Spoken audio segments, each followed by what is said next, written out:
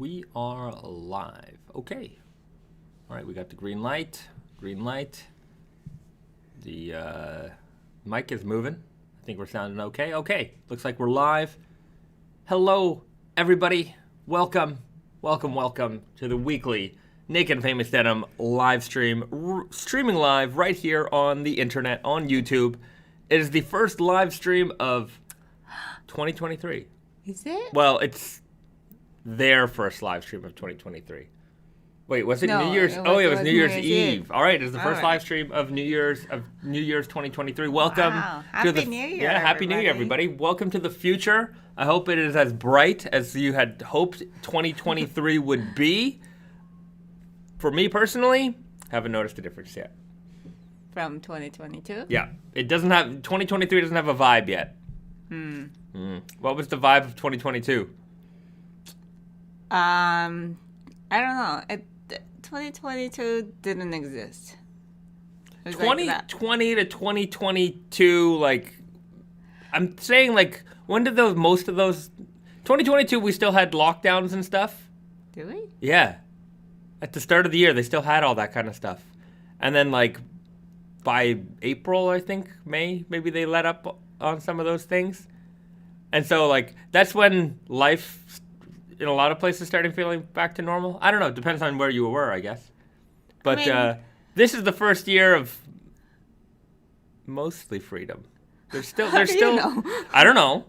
I'm presuming. You know what? I'm calling it now. Freedom year. All right. Yeah. Well, back to 2019. 2019. Type of Yeah. Let's get back to 2019. I'd like that. Let me know, you guys. What do you guys think? What is the vibe? What should we expect? Put in your predictions now. Right. Lock those predictions in. What are we expecting for 2023? Let us know. It's so general. I don't know what to write.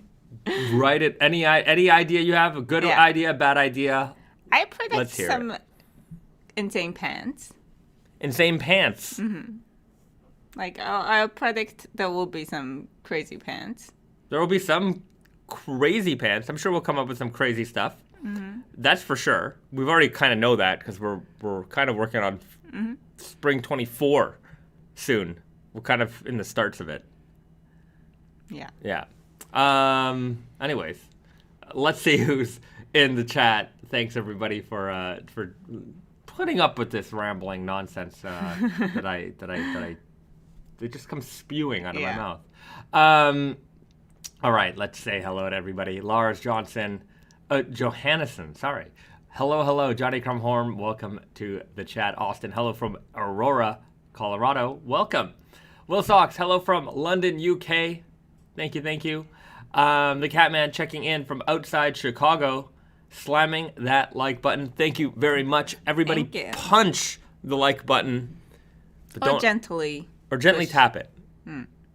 Your choice. Tap it. Your choice. Dusty Rad title. Howdy from Rad Paul, Minnesota. Welcome. Howdy. Invis Ian's DC's in the house. You said it. Shane Delahunty, hey from Vancouver, Washington. BD, hi from the Niagara region. Broken Twill today. Firebirds tonight. Two jeans in one day. Nice. Great way to go. I was gonna talk about. You mentioned birds, because for 2023, well, I'm not for 2023 because we do have a jean with bird in the title, but for 2024, we're not gonna have any bird. No more birds. Jeans? Oh, I'm no more bird titled jeans for a while. Okay. Maybe one day I will do a jean called the Skybird, just to really wrap things up. You know, there's a lot of jeans with sky or like sky themes, and then a lot of bird themes. I gotta move away from that. Let's find another animal to focus on. You know, the problem is, like, anytime you have a lightweight thing, like, it's like feathers, birds are light. Like, I'm just trying to put things together here. And birds are not just one animal. Like, you know what I mean? There's a lot of birds. There's, like, it could be a variety of things. So we gotta find something like that. Like woodland creature. The chipmunk. Chipmunk Selvedge. They're light. Yeah, they're pretty light. Let us know what are some other. Give me your fabric name thoughts and ideas here. What are some themes that I'm missing out on when it comes? Because whenever we're doing the names, it's like I'm writing all these names out. I'm like, does this sound good? Does this sound good? Like, and we're just back and forthing all this stuff. I'm like, yeah. And then sometimes you just know it, right? Yeah. You hit it and you're like, okay, that like you can see the flasher, yeah, you can see like and it makes so much sense for the fabric, and you're not just throwing names out. So because there are things that we want to convey by the name, but not directly naming using words. Like the old school original Naked Famous names would be like Red Weft Selvedge. But it gets boring. And there could be multiple Red Weft Selvedge. So. Like left-hand tool, like it's called the left-hand tool Selvedge because that's literally what it is. Like, but that was golden. Like it is right. It is what it is. Right. Yeah. So a lot of the early like blanket line denim, like we didn't have to get creative with the name, but also we reissued the blanket line denim, and originally it was called the blanket line denim. There was no creative name. Like, it wasn't particular. It was more descriptive than it was creative. Yeah. But then there are things that, like, we have to be, like, direct sometimes. Yeah. Because it's just... Yeah. I don't know. 32-ounce Selvedge. Yeah, exactly. There's no the 40-ounce denim. Yeah. Like, that's it, right? 40-ounce Selvedge. White wolf slub. That wolf is a good one. Yeah, creature. We don't use wolves a lot. Is it like a... It's not like a heavyweight. It's like a midweight, maybe. I would say a slubby denim could be a wolf, because like I get the shagginess of their fur, and like they're aggressive. They're strong animals. Slubby, it kind of makes me think of like animals with like rough skin. Like alligator or Yeah, that's true. Yeah, like the elephant denim, obviously, the rough skin. But I can see wolf. White wolf. That's a good idea, wolf Eric. Is a good creature. Eric Olivares writes, white wolf. That's that might happen. Blue alligator. Juan Lancho. Alligator is good. Yeah, alligator's cool. Yeah. Like, it has to be kind of like, not like a bunny. Like, not like a cute creature. Unless it's a cute denim. It's a cute denim. I don't know. We'd have to figure that out. Right 75, hummingbird, before you end the bird theme. That's a great one. It's like the lightest. It has to be the lightest jean we ever make. Right. Which we already made the ultralight. Yeah. I don't think it's getting lighter than that. That's true. The ultralight tech denim. It was like 5.5 ounces. Yeah. Technically, we made a denim that was 5 ounces. It was a featherweight Selvedge. That was like wearing a shirt. It was so light. It was crazy. NV writes bears, grizzly bear, polar, black, brown, yogi bear. Yogi jeans, the stretchy jeans. The stretchy jeans. Eddie Cabot writes, can you give me an ETA on the Sashiko jacket? And also, is there a black type 3 that's going to be slubby in the making? The first question, all of the spring-summer 23 stuff, hang on. I don't have any ETA on anything yet. Q1, Q2, that's all I can say for now. So within the next 6 months, it'll all be available in your hands. So I'm going to predict that Sashiko jacket will be Q2. It doesn't look like it's going to be in Q1. Right. So maybe like April. And March, April, hopefully. That's just a prediction. We're just throwing it out into the air. We're wishing it into existence. That's we're manifesting it. That's it. As for the slubby jacket, the MIJ 13. Right. MIJ 13 will be. We just put in the production numbers, I guess. I don't know when it's going to be ready. Do we have a prediction on when it'll be ready at the factory? Well, they're basically, like, it's I think they not, held some space for us? Well, not really. Okay. But like, we originally thought that maybe we could, like, put it in end of, like, spring, kind of, which I'm not sure if it's possible, but it would be, like, mid this year, I would say Q2, Q3. Q2, Q3. Yeah.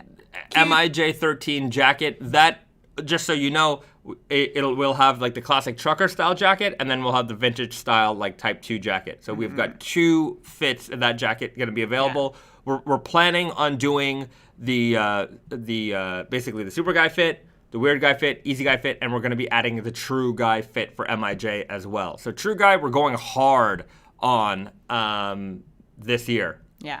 Hopefully, it's gonna be hopefully it all comes out. Yeah. And also, MIJ13 is the black, as you mentioned. We're not skipping 12. We're not skipping 12. Yeah. There is a 12 in the works, but because it was black, 13, I just thought it was the right and we naming might structure. Have 13 come out before 12. Yeah, we'll see. And just so I don't have the fabric here. Do we have the fabric here? No. I have a sample. Do you? Black? Oh, wait, yeah, we have the sample of the jean. Yeah. What am I talking about? What a dummy. Okay, let's roll. Sorry, it's got a little bit of fur on it. It's okay. It's okay. They're understanding. MIJ13. This is the Okayama Spirit. So basically the MIJ10, which is out but not out right now. I'll get into that in a second. All black version. So slubby, black. Amazing. It's going to be an amazing fader for sure. If you guys seen our Japan Heritage Black, this is in the same realm. And the Japan Heritage Black fade amazingly. And these ones will too. You know what? I want to... I think I saw a picture of the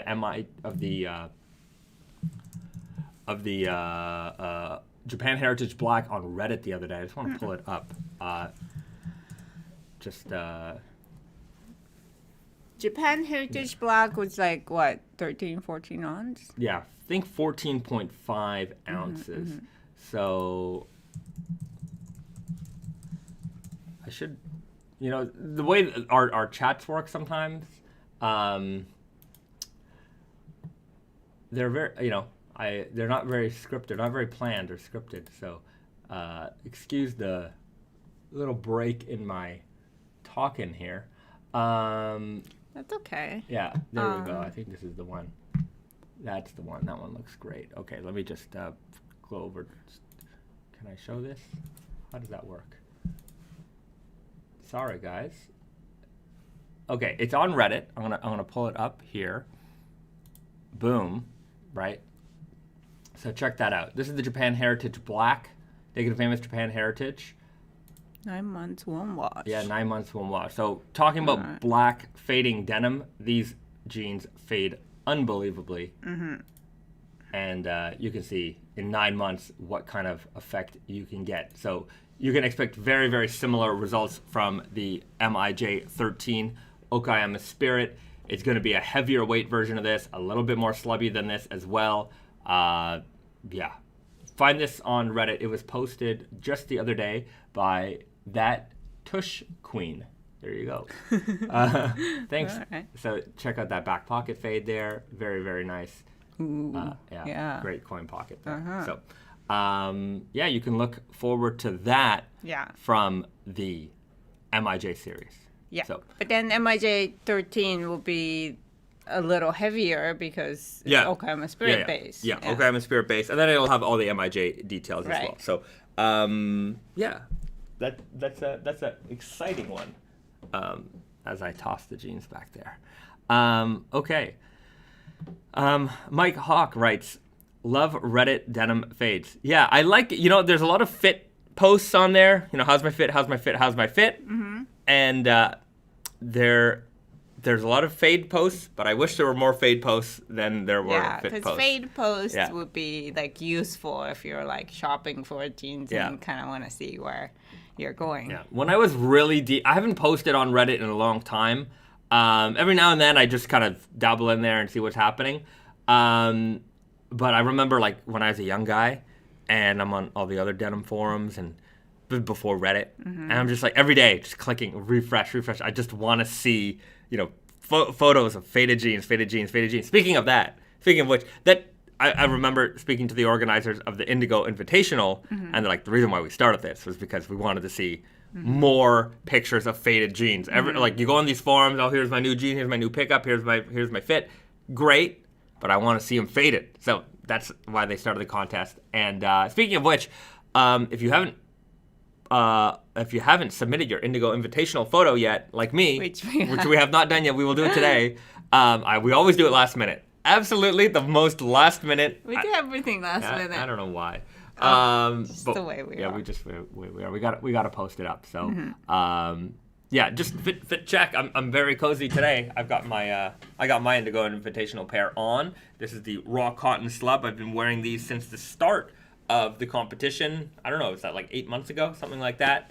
April, yeah. Yeah, these have been my main go-to pair. Ecru denim, slubby, even if it's I actually don't. I remember like wondering how wearing ecru denim would be in the fall and winter, and like it is because it's kind of more beigey instead of like a white denim. I thought, this will work for the fall, and I actually have been quite comfortable like putting together a lot of different outfits using this denim. Yeah, the warmness of the tone makes it more fall-y actually. Yeah. So, I've not had an issue. I find that they really fit well into my wardrobe. I mean, last year my pair was the solid black Selvedge. I wore those the most. I guess for like the last 2 years, I haven't really worn indigo denim as my main. That should change maybe next year. Maybe I should wear an indigo pair. But yeah. All right, back to the chat. Okay. Oak Odell writes, wasn't there a persimmon threaded jean to be dropped soon? We have persimmon dyed jeans. Yeah. MIJ 11. Yeah, the Kaki Shibu natural persimmon dyed, hand dyed denim. That's going to be coming out Q1, Q2. Q1 for sure. Q1. I'm buying myself time. Yeah, well, who knows? Yeah. Maybe end of Q1. Cathedral Ring writes, speaking of Tate,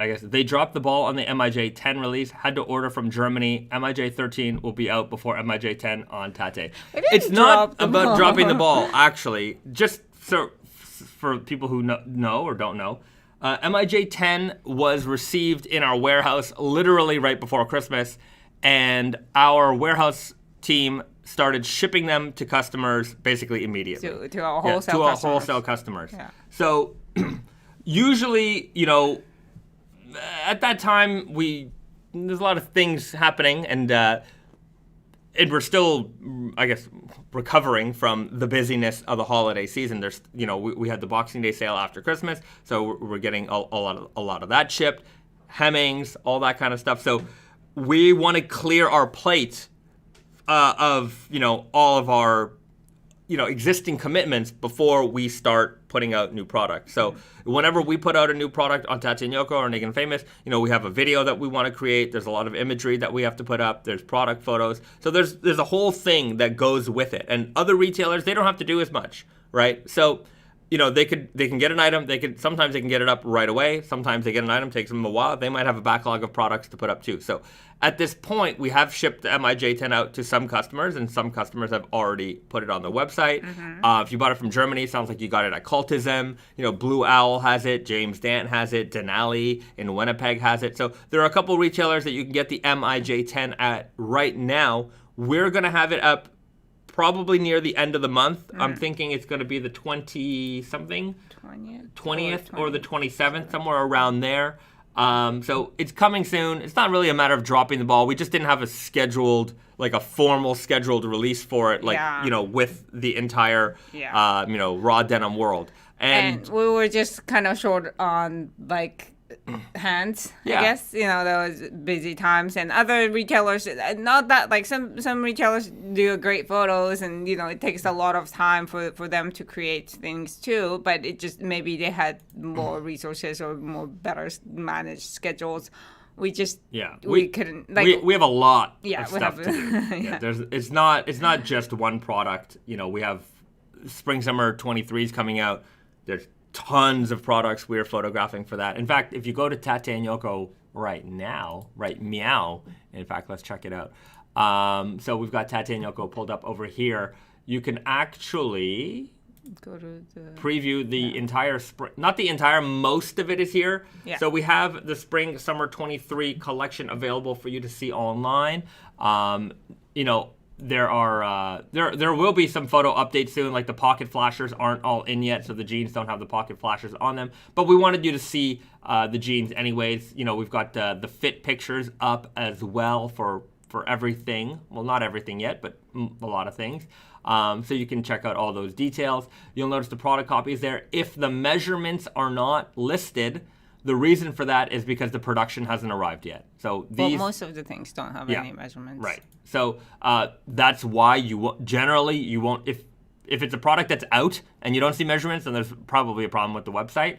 But if the product is not out yet and you don't see measurements, the reason for that is because we haven't received production.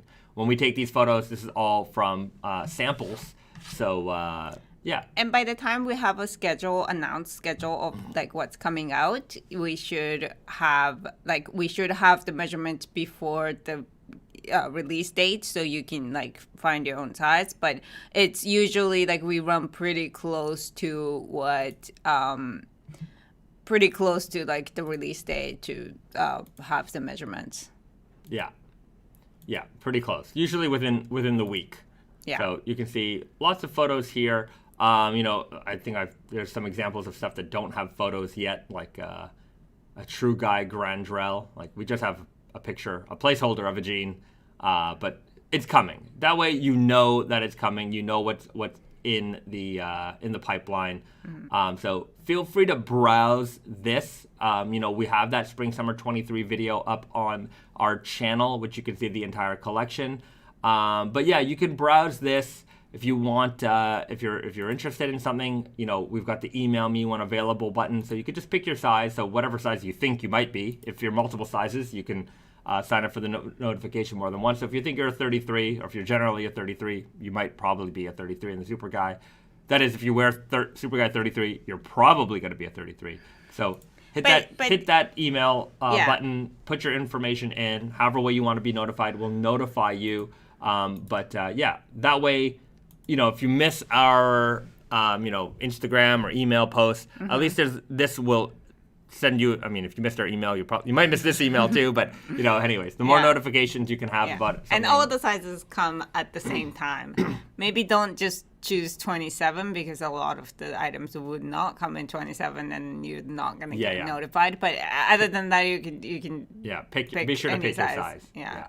So you can see here, not every photo is available. Like we still have to do the on model for this stuff, but we still have at least some product photos that you can take a look at. So feel free to browse. It's going to be updated relatively often. And again, if you haven't watched our video, you can do that. You can click the button right here. It'll take you over to YouTube's, and you can watch Risa and I present you the Spring Summer 23 collection. So it's all there for your we're still missing some like bucket tees, a couple of jackets that we're missing pictures of. All those things are not online yet. That might be on the in the video. Yeah. But they'll come soon. Yeah. And then like the MIJ stuff's not in the video, the JoJo stuff's not in the video. So there's more stuff to come. Yeah, JoJo. Yeah, JoJo. JoJo. Denali writes, Adam N from Denali writes, we only have 3 pairs left at Denali of the MIJ 10, so they're going fast. So definitely check out Denali if you're looking for a pair. Vitaly writes, any stealth releases in the new season? Anything you did not show in the spring 2023 video? I mean, the MIJ stuff, right? They're not really stealthy. It's just it hasn't been like MIJ 12 and 13 has not been formally announced. Yeah, and I'm not even sure if it's going to be part of spring summer. Yeah, that's true. It'll probably be more part of fall. But is there anything else stealthy coming out? I don't know. I don't think so. Not for spring. For fall, probably. I haven't planned all of fall yet.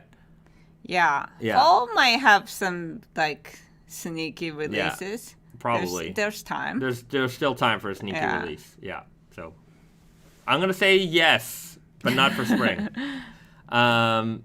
Okay, Paul Phoenix writes, Spring Summer 23 looking really nice. Thank you very much. Looking to cop either the Midnight Slub when it drops or going back to pick up the Blue Smoke. Any advice? This would be my first Naked and Famous purchase. I think if you want... I think the Midnight Slub stretch is a great option for you because I think it is a little bit more... It has a lot more. Anyways, it's got more character in the fabric. You'll have a much... If you're looking to fade your jeans, I think that these will create the kinds of fades that people get excited for, right? Yeah. The Blue Smoke, they'll fade nicely. It's going to be a little bit more classic. The Midnight Slub stretch, because of that slubbiness, you're going to get a lot of color. You're going to get a lot of contrast. You've got that indigo, that dark indigo paired up against that black weft. So it really, really will shine. And if it's your first pair of Naked and Famous, I think it's a great way to experience kind of the stuff that we do best. You know, you've got comfort, slubbiness, and great fading properties. Right. I mean, we do a lot of stretch salvage, and I think that's part of our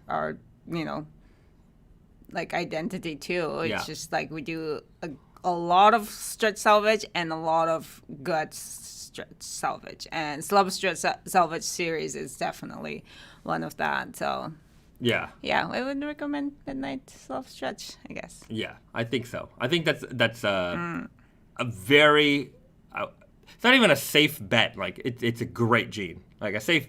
The Blue Smoke is a safe bet. I mean, you're gonna have a great time with that jean. It's gonna fade nicely. But I think if you want Naked and Famous experience, that's more. The Midnight Slub stretch will be more up your alley. Demon Day Donuts writes, the MIJ 10s are great. Got them early from Blue Owl, and they exceeded expectations. Very happy with them. Thanks. Well, I'm glad you are enjoying them. I spent like a good 4 hours yesterday video recording some B footage for the video, taking photos. I've got this macro lens, and I just, the thing with me is I get really into taking pictures of the details. Even though I've taken a picture, like a picture that we're going to use, for when we post this stuff, I just keep taking photos because it's so interesting to me. So I end up with like 75 photos of this jean of all kinds of little tiny nooks and crannies and details, and then we end up posting like 6 of them. And I'm like, I spend hours on it. It's mostly because I'm just obsessive with it. I'm just like, I'm trying to take the perfect, beautiful image, get the lighting right. Anyways, I can get very OCD once I'm in camera. Once I'm in like filming and like recording mode, I just very focused on it. Okay. Decibels, has anyone successfully predicted the next Halloween/scary movie jean? I'm going to say yes. Did they? Yeah, one time. I didn't confirm it. Oh. Yeah. Interesting. It was, I noticed it in the chat later on. And, okay. Yeah. And I've yet to confirm it, but somebody has guessed it. All right. Once. So you can go... look in every chat. Yeah, you go look back at every chat and every live stream and see which one I've confirmed. Which one we didn't confirm. Yeah. But it's there. So the answer is yes, and I'm not going to confirm it until somebody says it again. Yeah. Even then, I don't want to. I kind of like letting the secret hang. I've never let a secret hang this long. I know. Yeah. Good for you. All right. Maybe 2023 you can keep more secrets. Yeah, that's it. Keep more secrets in 2023. Vitali writes, ordered another pair of blue comforts so that I can have it ready for Indigo Invitational 2023. That's a good idea. Yeah. I would love to see how blue comfort is going to fade. Also, it's the kind of jean that you really will wear every single day. It's so comfortable. It's so comfortable. It's like sweatpants. You don't need sweatpants with those. For fall winter 23. 23. We have a black version of that coming out. So we're going to have a new black stretch option coming for you very, very soon. So if you're a Yeah. fan of the Blue Comfort, Yeah. this will be the pairing pair. Yeah. The pairing pair. Some might notice that we included Blue Comfort in spring 23 Yeah. collection, and that just means that we're repeating it. We're not sure if we're going to put that in core yet, but we're at least repeating it for now. It's popular enough that it's continuing to run. It'll probably end up in core. I can see that. I can see that. Yeah. Salsa, I have a second pair of Rainbow Core because I didn't want to wait 10 years for a re-release. Good. Yeah. Very smart. That's probably... Yeah, we're not going to do that anytime soon again. I don't think so. We can't just keep repeating. In fact, we don't have another color core in the works. Yeah, that's true. Even into 24, I don't have one planned. Mm-hmm. So, yeah, it might be a while. Until we have another color core option for you guys. We're not forgetting about it, but, I think we did a lot in a row, so we'll let it chill for a bit. Anyways, there's a lot of... during our last trip to Okayama, there was a lot of cool new Right, we gotta review things all of that those we have a things. huge, literally like a phone book, 2 phone books of like fabrics to review and like details to go over. Like it's crazy, but yeah, we need more time in the day. Yeah, somebody invent more time. We would like to buy some. Yeah, I'll pay money for it. I'll pay money for more time. No question about that. BD, will the 50th anniversary jean 15 ounce?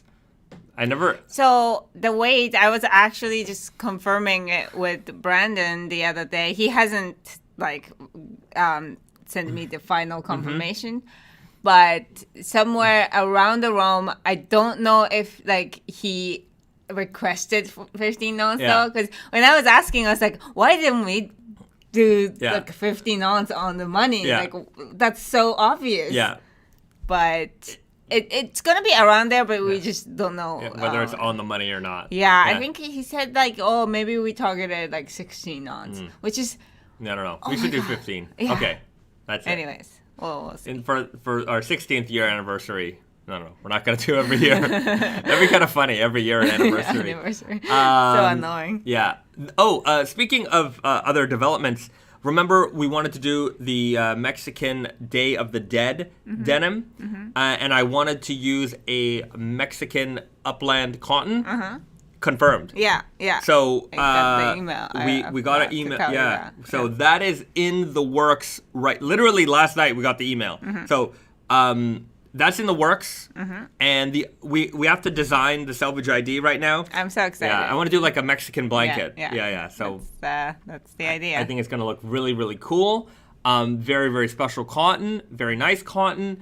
And what we'll do with that series, we'll kind of do it like the Chinese New Year denim, where every year, that'll be the base fabric. Like we will have a fabric we'll call, the Day of the Dead denim, and we will update the leather patch, and I'll look for artists who can create new graphics every year for that pack, that release. So you can enjoy that holiday every year. If it becomes your denim, like that's your denim, that's your favorite denim, you can know that it'll always be around. But then we'll change the graphic around, and then you can have like Chinese New Year. Yeah, like Chinese New Year. Yeah. So just a little refresh every year. I'm excited for that one a lot. Oh, me too. That Mexican blanket ID is gonna look so nice. Yeah. I think it's gonna be cool. And I think the amount of the graphics. Oh, the graphic! I don't know. I'm so excited. I'm very excited for it. There's a lot to do with this one, and we'll keep you posted. Now to find the right art. We have we work with a lot of artists. Anyways, I follow every time when I'm on Instagram.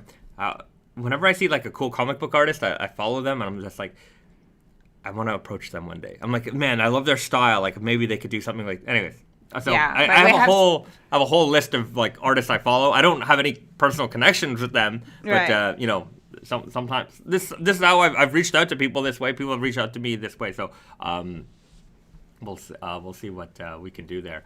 The Bruins brothers writes, congrats on Wonder Looper being featured in the Iron Snail video. Yeah, we started the day by watching it. Yeah, we literally just watched it right before the live stream. It was a great video. You know, Michael's a real bro. That's all I can say. He's a true gentleman, great friend. Very nice guy. And he's also a very good videographer. Jesus Christowitz. He is the best at making videos. Yeah. He just makes, some, life is, some, slice of life looks just regular life, but it looks like a movie. Yeah, the way, his storytelling goes, it's not like, our product videos are just, we talk about it as a casual conversation, but, he mixes life into and weird interesting aspects of life into and just the making this content. Photography of it it's amazing, very good, and he does it all himself. He goes out there with a tripod and just does it. Unbelievable. Good for you, Michael. We love you, Michael.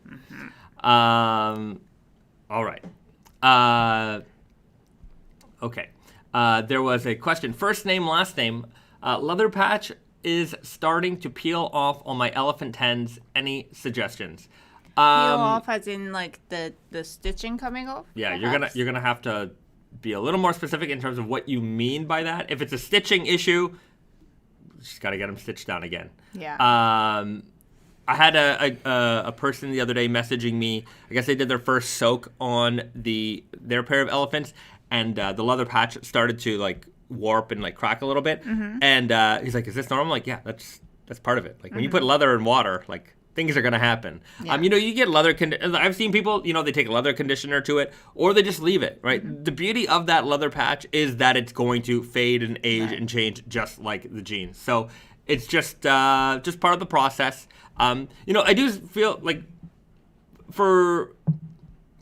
I get a lot of DMs especially from people who are new to raw denim, right? They have a lot of questions, and I'm happy that they're very excited for a lot of things, but sometimes it's sometimes I say join the live stream, and the reason why I like suggesting joining the live stream or leaving a comment in the comment section is because there's a lot of new people who are into raw denim who probably have the same question, and you asking me publicly is better because that question can then be addressed. And if someone is looking for that information, they might be able to come across it and find that way. And the DMs, it's fine. I don't mind answering questions sometimes. Sometimes it's 3 a.m. and I'm just okay. I don't mind, but some things you could probably find on the internet. Or if you can ask me publicly, please do ask me publicly, because I'm very, very happy to answer that and, try to share that information with more people at the same time. Because your question is probably the kind of question that other people are asking as well. Yeah. I'm not singling out anybody, by the way. I get a lot of DMs. Yeah. No. Yeah, it's a good idea. I think, especially if it's a question that you couldn't find answer to on the internet, then it's definitely a good idea to bring it up in, the chat or the comment section or Instagram post even. Yeah. Instagram post is even. Yeah, so that, we can all share this, answer. Yeah. If we. Yeah. Yeah, that's right. I never told anyone to put in the Instagram post, but yeah, you can ask me on an Instagram post. I'm very happy to answer an Instagram post as well. Yeah, unless it's a personal question, my order, where's my order or something like that. Don't personally DM me about where your order is. Yes, that goes to info@Tate+Yoko.com. So that's Tate+Yoko. But it's if it's a question that might help other people too, then let's all do it in a public space. Yeah. Anyways, you're free to DM me, message me. I'm still happy to answer no matter what. But just keep that in mind. If you are out there and you're wondering, hey, should I DM Behzad this question? The answer is sure, you can. But if it's a question that you think other people might get something out of, put it in the public space, and I'm happy to answer it there as well. Okay, Nick Sparks writes, what percentage of all Naked and Famous denim produced is unsanforized, would you say? Very small percentage. Yeah, 2 or 3, maybe 5. I don't know. Yeah, it's definitely less than 10. Yeah, I mean, all of the MIJ stuff is unsanforized, but it's it's tempy treated, so it is pre-shrunk. Yeah. I'm counting those in. Yeah, I'm counting those in. But yeah, it's not a huge 5. percent. Yeah. 7? I don't know. Yeah. Definitely less than 10. Definitely less than 10%. And like this is a common question that we get a lot is this denim Unsanforized? The answer is always, always, always that if we say it's Unsanforized denim in the product description, then it is Unsanforized. Otherwise, it is Unsanforized. Yeah. That goes for practically everything. Like you wouldn't ask Gap if the denim is Unsanforized or not. So that's what we were kind of going with. That a lot of people just assume.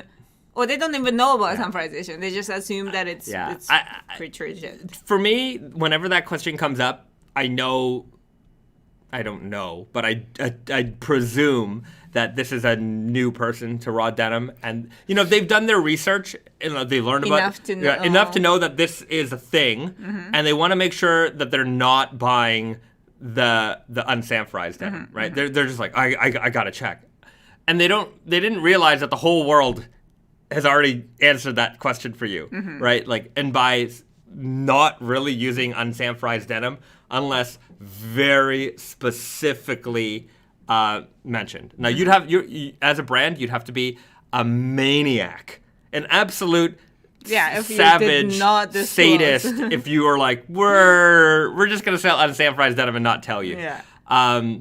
It would be hilarious to watch their inbox explode with my jeans just shrunk 3 sizes. What the heck is going on here? So always presume it is Unsanforized because they are. Whether you go to the mall store or you go to the department store or the denim specialty shop, it's all Unsanforized unless it says it specifically. And so you can rest assured that you don't have to worry about too much shrinkage with our jeans. That said, Unsanforized denim still shrinks, right? 1 to 3% is within an acceptable range. Yeah. And so a lot of times people will ask me, are your jeans Unsanforized? Will they shrink? And I'll say they are Unsanforized and they will shrink because the real answer is that they will shrink. Everything shrinks. Yeah, you put any garment made of cotton. Yeah, you put a garment in the wash. Don't shrink, sure, but like cotton does shrink. Anything with cotton always shrinks. Yeah, so it's just a matter of how much shrinkage. So 1 to 3% is generally how much a Unsanforized denim will shrink. So you can expect when you take it out of the wash, it's going to fit a little bit snug. It will stretch back out. Stretch denim tends to shrink a little bit more. And the reason it's just the initial shrink on a stretch denim is higher, just because those elastic fibers really kind of tensed up, but they'll stretch right back. Like wear those jeans for 20 or 30 minutes, and they're back to normal. And then even more, they'll stretch out a little bit more as that elastic fiber gets warmed up and loosened up a lot more. So, yeah. So generally, when it shrinks out of the wash, it'll stretch right back out with wear. Put them on, do a couple lunges, you're back in business, and then as you wear them, throughout the week or whatever, they'll stretch to relax a little bit more. So just keep that in mind. Like I like to give genuine, honest answers when people ask me that. Like, are these jeans going to shrink? And I'm like, again, if you ask me that question, it's kind of like that's the novice question where. You're trying to make sure you're doing everything right, and I get it, and that's why I'm happy to answer you. But like all of in your whole life, every jean you've ever put in the wash has shrunk a little bit, right? Yeah, but then if you are wearing like stretch jeans, you might not even notice that it shrunk because there is stretch in them. I think you would, but regardless, I think it is. we can't just say like sometimes we get questions like how much does it shrink in the waist or something, and it's like I cannot tell you the exact number because it's not a scientific thing. Like if it's a scientific thing, we have to have a condition that everybody shares.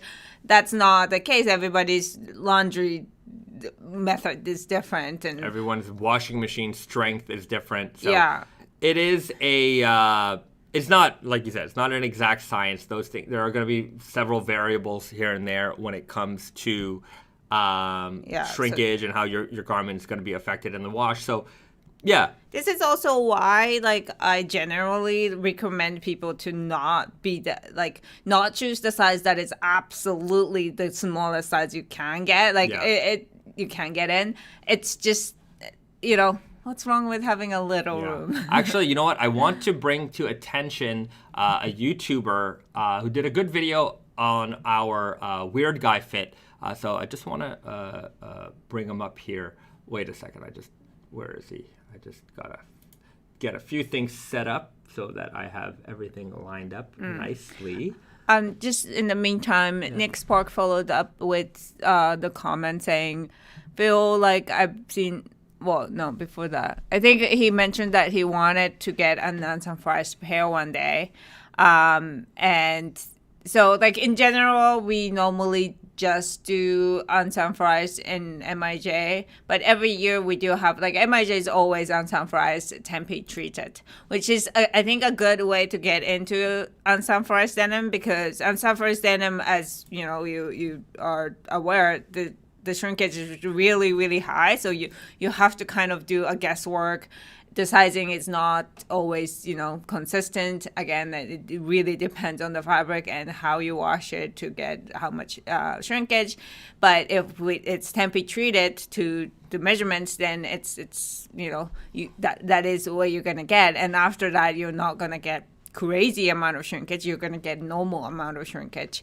So, but you still get that, amazing texture of unsanforized denim, the hairiness, the bumpiness, all of that. So I think MIJ tempe treated unsanforized is maybe a way to go. Yeah. Okay, speaking of sizing, I just wanted to bring I just watched another great YouTube video, so I'm gonna highlight him.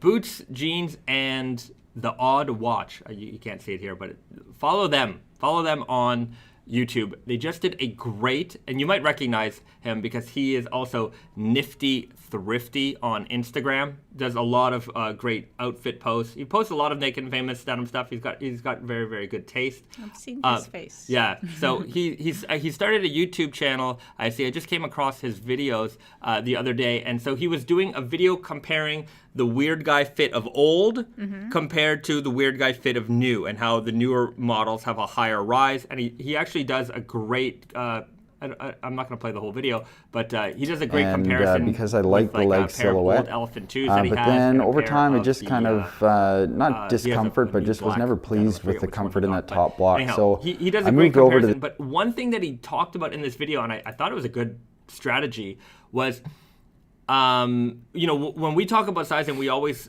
tell you to measure a pair of jeans that you own. And I think that's, for us, that's always gotten people the right fit. But he had his own strategy, which I thought was I'd never heard this one before, but I thought it was a good one. And he explained it. Basically, he measures his waist and finds what his actual waist measurement is. And then he'll buy a jean. So he says that his actual waist is 33. So he finds the jean with the waist measurement of about an inch bigger. And that way the jeans are, they're not snug on him, but they're not falling off his butt, and he's got a little bit of room. And I'm like, that's a good way. You always, having a little bit of room is really the ultimate, right? That way they're guaranteed to fit you. You're comfortable right away. You're not, the worst is getting those jeans that are on that are too tight, and you have to break them in. When I wear my jeans, I always like to make sure that there's a little bit of room in that waist for me. Because right off the bat. If you ever get anything tailored, they're never gonna make it to your actual measurements, because you do need rooms. That's the only thing. I tried to learn how to make patterns and stuff, and I just it's very too complicated for me. But one important lesson I learned is that like there's generally like amount of like measurements that you need in the waist, you need in the thigh, you need in the hips, and it's kind of like it's listed so that like if you are this person, if you're making a clothing for this person, then measure that person's whatever measurement and then add this much for movement.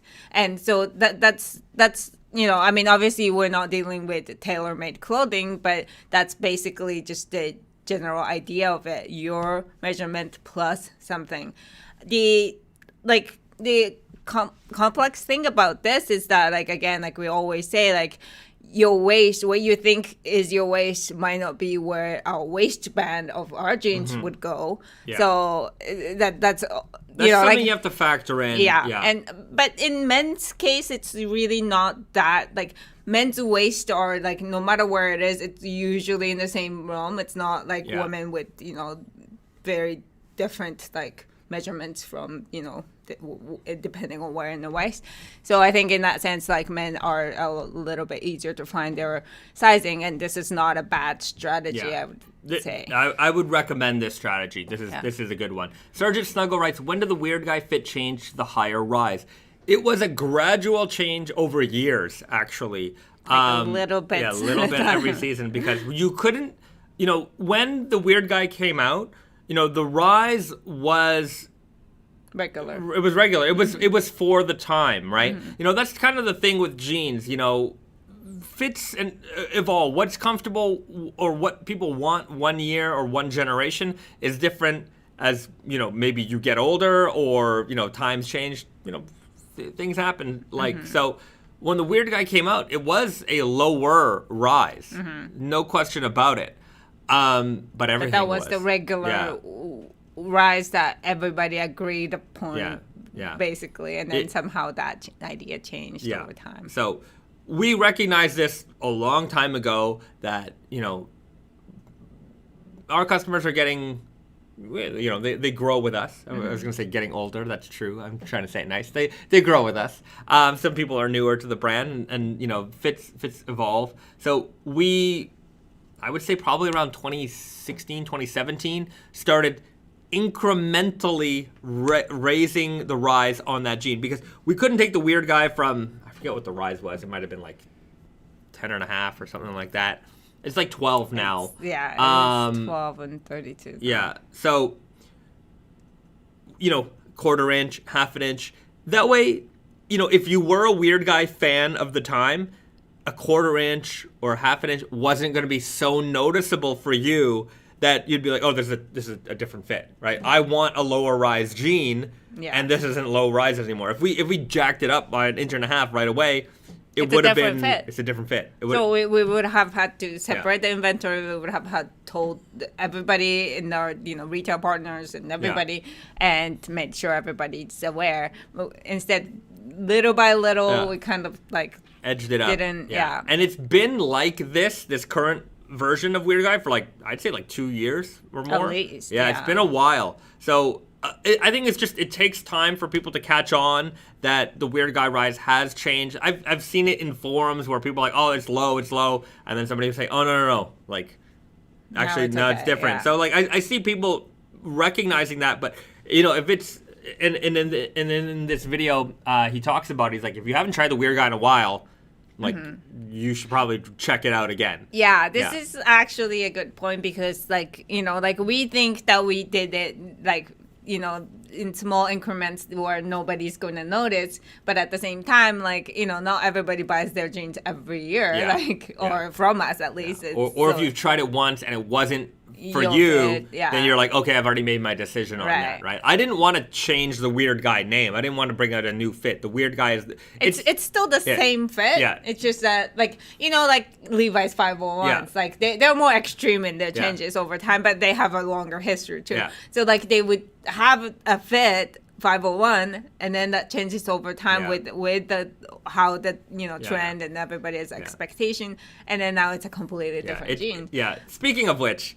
The one message I get often is, which one of your fits like the 501? And to me, that's like as like a nerd of denim, that's the craziest question because I'm like, there's like 10,000 501 fits. Like, which one are you specifically talking about? And even if you were to give me a specific model, how am I supposed to know? Yeah, like, we don't pay attention to that other brand that much. I can't tell you the answer to that specific question. What I can tell you to do is to measure your jeans and compare. Yeah, measure your 501s. If you've got a pair of 501s, or even if you don't, right? Yeah. Try to find those measurements, or really just compare measurements, right? That way you can see how they will fit compared to. You know, at least on paper you'll be able to see.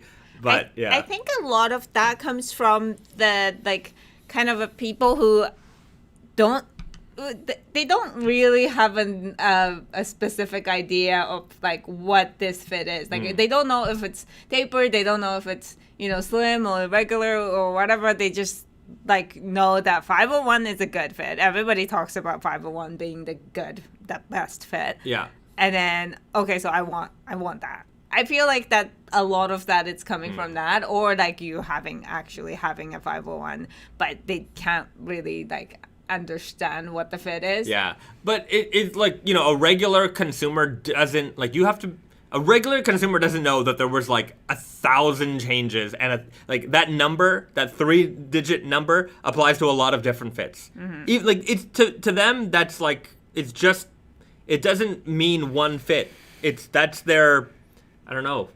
It's their flagship name. It's like it applies to a lot of different things, a lot of fits over the years, and the regular. Unless you're a denim nerd, you don't know that, right? So I get it. I understand where that question is coming from. I'm not calling you dumb or anything. You just just not at all. But it's just we work. I'm trying to answer. I don't want to answer that question in like a rude way and be like, well, dummy. There's like 1,000 501s. Like, which one do you want me to compare? I'm not like, obviously I would never say that. I don't even think that, but I don't want, when I give you an answer you got to compare measurements, I don't want someone to feel like I'm like just dismissing their question. We're not using the Google it kind of way. Like you do your own research. No, it's just that we cannot answer your question properly. Like the same thing with like sizing and stuff. Like a lot of people ask us to give them a number. But we just can't. There's no way. You're not right here. Like if you are here in our store, we can help you with that. But unless you are here, we cannot tell you what we can do. I can give you an estimate, and sometimes I'll be like, here's what it sounds like. But you still have to do the measurements. You still have to do this. You still have to take this, that, and the other thing into consideration. Look, I get it. It's buying jeans online. It's not easy. You don't want to go through the return process. We're here to help you as much as we can. But it does generally boil down to follow those measurement guides. Like, we have them up for a reason. Like, when you follow that, you're gonna have a good time. You are, right? This Nifty Thrifty's strategy of getting an inch bigger. You're gonna that's the safety buffer zone right there. You're gonna have a good time. If you buy exact or you buy small, hoping that they're gonna stretch out, you're gonna have a bad time. I guarantee you, if you buy them small and are like, wow, they're gonna stretch out half an inch and then they're gonna be perfect. They might be perfect, but then there's no buffer zone. It's just tight on your body. You have a big meal, it's over. But you're gonna have a bad time. If you buy of course, do not buy small. But even right on the money, that's likely not going to work. Unless it's a super stretchy jeans.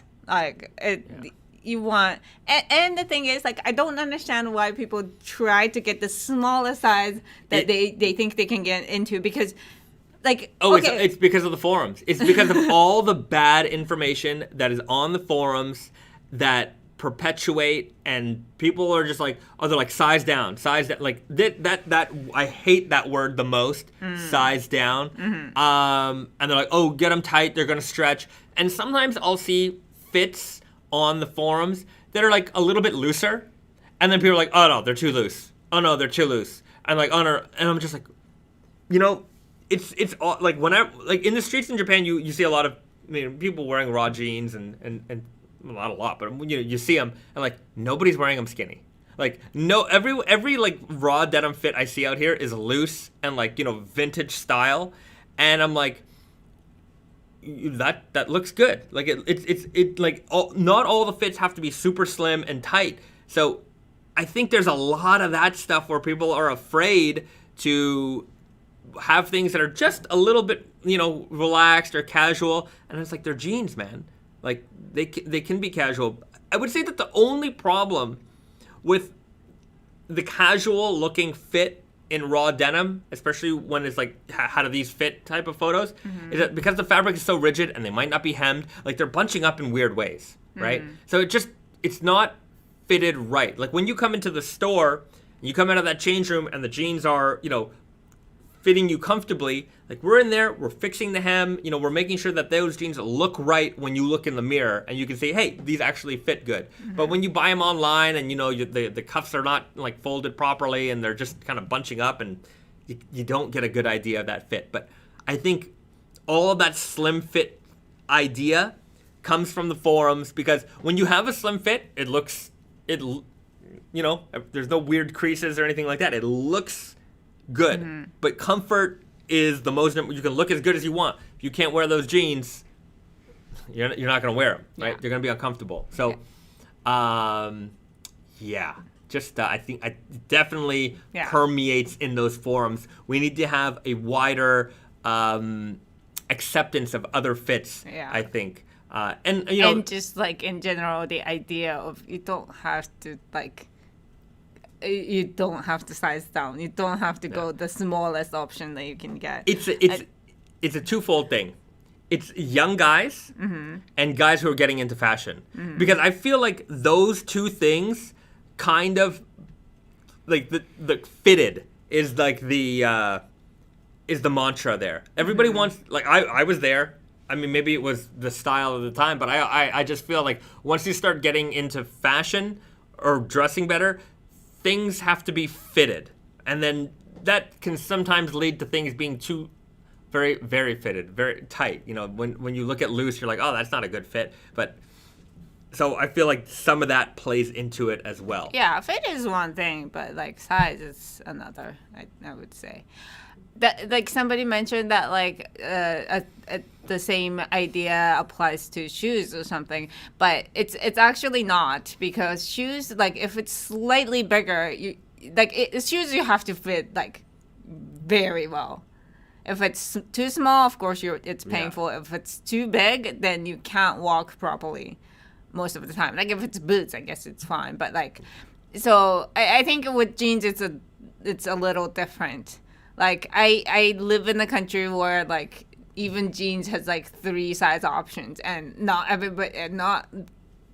Japanese person is the same size, but they somehow figure out to put people in. It's just like a little bit of a, like obviously it can be too small, but slightly bit too big, you can deal with it. Slightly big is no problem. Yeah. BD also mentioned that like, he likes the option of putting, tucking in t-shirts and stuff like that. That's completely, that's a very good point. Absolutely. If your jeans are too fitted in the waist, you can't tuck anything in. Even if it's just a t-shirt, sometimes you just want to have a layering piece, underwear. Tuck in that t-shirt, and if it's too tight, it's going to be uncomfortable. You want to be able to be comfortable. BD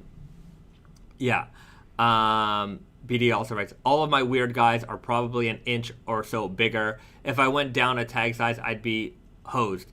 Gives me loads of room, options to tuck a tee or not, and be comfy always. Yeah, that's right. There's a lot of questions, sorry. Cheddar Buttersworth, Reddit's raw denim likes a slim fit in my experience. I mean, no shade by that. Right. I'm not throwing, if it sounded like I was throwing shade, it's not, sometimes I see good fits and they get negative comments, right? No, it's too big, it's this and that, and it's like, just because you're on the raw denim forum doesn't make you an expert on fit. I know you're part of the community and all, but sometimes somebody who doesn't know what they're talking about might make a comment, and because it's written there's a legitimacy to it. You know what I mean? So it's difficult. Like, I don't want to go in there and like start arguing with people and but it's not. Yeah, it's difficult. That's the problem with the forums, right? And I think for a lot of people, when you see something written somewhere, especially you go to the raw denim forum, somebody wrote something, it feels like, well, that's a professional denim nerd. I'm a professional denim nerd. But that's a denim nerd writing about denim, so it must be a valid opinion. And it's like, sometimes there are opinions that swarm might not be the right word, permeate in a community that might actually not be great. Yeah. You know? And I mean, that's why we have these chats, and you know, that's when I am in the forums, I try to correct things that I see. I've seen like YouTubers do like raw denim videos just completely wrong, and I'll write like an essay of a response, and I'll leave it in their comment section and be like, here are some corrections. Because I don't want people to watch that video, get the wrong idea, get the wrong impression, and then have that information continue to spread out, right? Yeah. My videos, like, I'm not an amazing video maker. Like, our videos are fine. Michael's not an amazing video maker. But if I can share the information, and somebody who's a better storyteller, a better video creator, a better, somebody in the forums, wherever, can take the information that I can give you, and you can use that to educate more people or correct things, please do so, right? I just want there to be because it's like our obviously this is our livelihood, this is our job for a long time, so I would like to believe that like we have more experience, more better knowledge than average consumer. Yeah. So obviously we just want to get that information out, and we're not like weird brand representatives. Yeah. So but this, like, a lot of the things that we talk about applies to every brand. It applies to everything. You can use it anywhere. I don't care. Look, if you buy Naked and Famous, I love it. Thank you very much. But if you're wearing raw denim, I'm happy. Like, to me, I just want you to wear raw jeans. I love raw jeans. I want people to enjoy raw jeans. So whether it's our brand, another brand, it doesn't matter to me. I'm not going to answer questions about another brand. Right. But if you want so that's my raw point. denim information, right? Yeah. Sure, I'm happy to provide that for you anytime, all the time. That's why we're here. Yeah. But yeah, like, whether you're not whether you buy our jeans or another pair of jeans, sizing down, hoping that jean is going to stretch to fit, it's not just us, that's everybody, right? So, use that information however way you like. But yeah, it's not all just, it's not all what you see on the forums. Sometimes there's not good information there, and it could lead to, confusion. Yeah. Okay. Let's get back to the chat. A lot of questions coming through. Sorry if I missed yours. Okay. Paul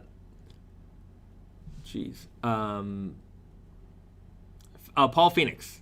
Paul Phoenix from Tekken. Paul Phoenix. I used Paul. Paul is my guy. Paul and King. Sure. All right. As a forthcoming first-time buyer, this is super valuable info. Thanks. Definitely going to size up in the midnight slub to accommodate. It's not, again, size up, size down. It's not just about that. You gotta do that based on the measurements, right? So yeah, I'm sure he understands. We're just trying to clarify that, like, not size up sounds like you are like, this is my size and I'm gonna go size up. Yeah. Like, that's not. Don't do that. Don't do that. Just based on the measurements. Yeah, you figure out what your correct size is. Yeah. Yeah. So, I hope that's more clear. Yeah, I'm sure he meant that. It's just, okay. Augustus Au, hi from Hong Kong. Hello, hello. Just got home from the night shift at work. Hope I didn't miss anything important. Well, you know what? No worries, because you can watch the replay anytime you like it. Your very own convenience. But thank you for being here. Okay, BD writes, I missed if you said, but any New Year's resolutions for you both? Haven't decided yet. I am going to learn Japanese this year. Oh. So, at least more. I'm not going to be fluent. I'm not going to be Risa level. Well. Risa has a few years of experience. Just a few years. Just a couple More than you. But I have to. Yeah. I figure I live here. I should probably speak the language. Well, the thing is, like, you had basic, like, knowledge. You studied it before. You took classes before. So you know, like, certain things. Yeah. But you're not, like, you haven't, you moved here. We moved here. Yeah. I don't think you have, like, put in that much effort. No, I put in almost no and effort. I think that's your resolution is to put some effort into learning, which is a good idea, I think. I'm a bad immigrant. I'm a bad immigrant. Yeah. I'm one of those ones who are like, nope, just not for me. Not going to learn the language. I'm functionally illiterate here. Yes, and to be fair, I mean, I don't want to throw your shade, but you're only functional because I'm there with you all the time. I'm very reliant on my lovely, beautiful wife. Yeah. Well, we spend most of the time together, but I also need to be, like every time you go to the grocery store or whatever by yourself, like I always I'm like a mom. Like I'm just like, is he gonna be okay? What if they ask him a question and he couldn't answer? Like I always worry about that. So I think I need to let that go too. It's okay. Yeah. I appreciate it. I appreciate all your help. But yeah, I mean, I live in a very English world here. Just I'm very unique in that sense that you, your sister, your mother, your father, everybody in your family that I have direct contact with speaks English fluently. And I think for foreign couples who live here, that is definitely not the case. That's how, like, a lot of, foreign, like, spouse of Japanese person would learn the language. Yeah. Or they try to learn the language. Because they have to communicate with a parent or a relative or something. Yeah. And whereas, like, here, I'm like, everyone speaks fluent English. And it's like, that's rare. Yeah, well, maybe, yeah. But also, like, right now it's a good time because my niece is learning how to speak. And, we're around her a little bit. And she's going to zoom past me. Well, she's already past you. Way past you. But she's like, she speaks in a, like, more simplified, like, kids' language. Well, she doesn't speak so much, but like as she speaks, I think you're gonna be able to understand her and maybe learn with her. Yeah, hopefully. Yeah, we'll go to preschool together. All right. So that's what I hope to achieve this year. Just speak a little more Nihongo. I don't know what my resolution is. I never make New Year's resolution. Yeah.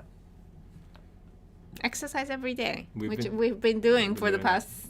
Like a couple months, 100 days or so, but I'm gonna continue that. Yeah. Emilio Hernandez writes, "How did you like Wrestle Kingdom? Are you a Shin Nihon freak now?" I feel like you're less into Shin Nihon or pro wrestling in general these days. Yeah, the Wrestle Kingdom was a lot of fun. It was a lot of fun. Yeah. Basically, as soon as Kenny Omega announced that he was going to be doing a match at Wrestle Kingdom, I bought tickets. Literally, the day that announcement came out, bought tickets. I was really, really into it for a while. I think the last couple years have been challenging because, one thing that I really liked about New Japan Pro Wrestling was having to see like the Western guys come here and compete. Whereas the last couple years, I guess because of the lockdowns and things like that, it's just kind of been the same stable of guys. There hasn't been a lot of changes and exciting stuff going on. So it's been a little less interesting for me in general. But, now that the borders are open and we're starting to see, foreign stars come back in, more interesting. The Great Muta and Sting are having, the Great Muta is finally retiring. And I guess he's having his last, run with Sting. He's going to be here in Yokohama in a couple weeks. But Sting, WCW Sting. Did he has he been wrestling? Yeah, he's in AEW right now. Oh, yeah, okay. yeah. But anyways, that's what's going on, and I won't be in town unfortunately for it. Otherwise, I probably would have gone. But I am a pro wrestling fan. I do love pro wrestling. Cheddar Buttersworth writes, "Are you a francophone, Quebecois, or an anglophone?" I am an anglophone from Toronto. Toronto. I moved to Montreal in 2010. So I was an import to Quebec, to Montreal. But my French is pretty basic as well. I mean, just what I learned in school and what I picked up while I was there. But I'm far from a fluent speaker. That said, it looks like is the video still running? Because I'm seeing it frozen on my end and I don't see the chat updating. So if there is a problem here, let me know. Hopefully it's going okay, because I'm seeing green and I'm seeing green, but that screen seems to be frozen. I got some. We got some chat. So, yeah. Okay, everyone's saying that the chat is going. Hey y'all, video audio is good. The video is still running. Okay, I had to refresh. So on my side, it's frozen, so I can't see what's going on my screen. But I'm not gonna stop the stream. I'm just gonna let it go. Although I see that our viewers have dropped a lot, so maybe it cut off for a second. So hopefully it'll all be in one chat. So sorry for the technical difficulties, but that's live TV for you guys. That's what happens. Okay. All right. Let's get back to some more denim related questions. Just gonna scroll up a little bit. Okay. Cathedral Ring writes, and I guess this is in reference. We were talking about the Reddit, and not just specifically Reddit, but maybe the raw denim forums in general. I like the community to be less clone-ish. If you want to stack rather than cuff, do it. If you want to go skinny, do it. Not everyone needs to cuff with a flannel shirt and fade cut. Sure, I would agree. I think that the raw denim scene can look a lot wider in terms of what people like. Look, I like flannel shirts. I like jeans. I like boots. I also like sneakers and hoodies. You know, I'm not married to any one look. I think most people are like that, and I think what makes things interesting is like different. Like, you know, if you're a flannel guy, like, you don't, like, I'm sure you consume a lot of flannel content, but you sometimes want to see what's happening in the hoodie world or whatever. Like, I would say that, like, I don't think that anyone's, well, not anymore, right? I feel like maybe in the early 2000s, where like heritage style was really pushed, that anything that was outside of that, like if you dressed, you know, with sneakers, I remember for a long time sneakers were like this thing that like the heritage guys, not pointing all of you, I'm just saying I've had interactions with heritage guys who are like, what's with the sneakers? Like literally, like, you know, they were offended by me wearing sneakers, and they're just like, that's not how you do this. And so they would judge you literally to my face on like, you know, your denim outfit. And it's like, unless you were like to the nines with a vest and a denim jacket on top and a, you know, like watch cap and this whole thing, I was like, you know, it doesn't have to all look like, that's cool, that's fine, but it doesn't all have to look that way. Yeah, like that's so not interesting if everybody dressed the same. Yeah, I agree. If also, just by the way, guys, I'm getting a few little hiccups here with the stream. If something is happening, let me know in the chat if something's starting to freeze or not working properly. Okay, Uncanny Fox, I may have missed it, but what are the differences between the MIJ9 and the MIJ10s? Well, the MIJ9s are out right now. That's a natural indigo dye. The MIJ10s are the Okayama Spirit 16-ounce big slub denim reproduction of the original Okayama Spirit fabric. So very, very different in terms of looks. One is a mid blue, lighter blue. One's color's different. Super the weight dark. Is different. Very, very different. Yeah. Okay, BD, I like trying different things in combination and getting positive words from the folks on IG. Yeah, the IG community is very, very positive, I find. Everybody there is like generally very kind. You know, they like your photos, they share them. Like, it's really, I think, a very friendly environment, and everyone's pretty happy to just you know, see different outfits and the way they're put together. I used to put up a lot of photos for a while. Man, like some mornings I get up and I'm like, I should take a photo of this, and then I just can't get around to it. You know, there's just I do a lot of stuff. It's hard taking photos every single day. You know, it looks easy. It takes a certain amount of work.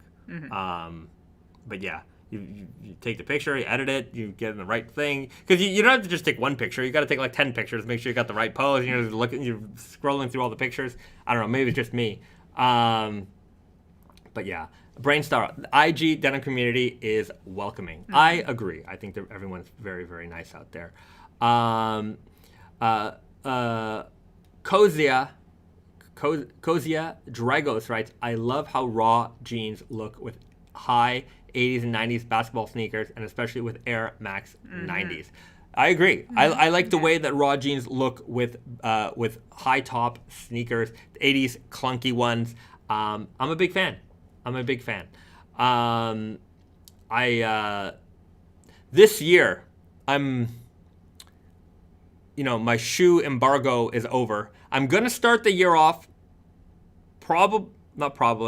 Our buddy Michael at Wild Frontier Goods. All my friends are named Michael, it seems. But Michael at Wild Frontier Goods, he does these indigo dyed sneakers, Converse. I'm gonna get a pair from him for sure. There's some Yucatan boots that I want. I kind of feel like I need some like retro, like red and black Jordans. Jordan 1s. I actually don't own a Jordan 1 at all. In all of my sneakers I've owned ever, I don't own a Jordan 1. Maybe it's too iconic? It wasn't that. I was just never really into Jordans. Like, yeah. I just felt like I liked Dunks, and I liked Air Forces, I liked Bapes, and I just never, I liked that kind of, yeah. I don't know what it is. Jordan 1 looked like enough like a Dunk to me that I'm like, okay, I like these. Right, but yeah. Some of the other ones, they just kind of look too much like space shoes for me. Too much like it's, basketball. Yeah. It's like you have to either play basketball or you're into that things. It's like a foam posit. You know what I mean? Like, I think it's a cool sneaker. It's just not. I just wouldn't wear it. Yeah. It's just not but for me. Jordan 1 is very Jordan different. 1 is very old school. Like, it looks like it looks like an 80s basketball sneaker, which is what I like. Yeah, I think that's a good look. Yeah. Jordan 3 is my personal best. It's Jordan the 3 is what? Jordan 5s are the ones with the little holes in the tongue. Is that the 5 or is that the 6? I don't remember anymore. The 5s and I think it's the 6s. The 6s were the ones I had when I was a kid, so I really have like a nostalgia vibe for them. And then same thing, I never owned them as a kid, but I also like the 5s. It's like the 5s and the 6s I like. Did I say I never had a Jordan? I have Jordan 6s. I have a few of those. And Jordan 5s. I don't ever have a Jordan 1. I think that's what I said. I don't have any Jordan 1s. I should have a Jordan 1. Anyways, Jordan 1. I got to add some Jordan 1s to the collection. There's a lot of cool colors, but that original Jordan 3? Jordan 3 these. Yeah, it's not my favorite one, and the Jordan 2s I especially don't like. Jordan 2s are no good. Sorry for you Jordan 2 fans out there. I'm not a fan of those. If you like them, you like them. They're not my cup of tea, that's all. But the Jordan 1, that's, again, it looks like a Dunk to me. It looks, classic high top. It is very good look, I think. But yeah, there are those, there's a lot of cool colors. Like, I've seen, like, some sandy brown ones and earth tone ones. I think I need something like that. So, anyways, if you got some Jordan 1 recommendations for me, I also don't want to spend a fortune. Like, I want to spend, like, retail. I'm not buying anything. Like $150. Yeah, $200. I'm not spending more than that. It's just not. I'm not spending $1,000. You're also not gonna line up or like wait. No, I'm not lining up for nothing. I just give me a good general release. If I decide to buy, I want to buy. Yeah, I want to buy it. I'm not waiting in line for no sneakers anymore. That's not for me. That's for the young guys who want to do that. Maybe make a few bucks on the resale.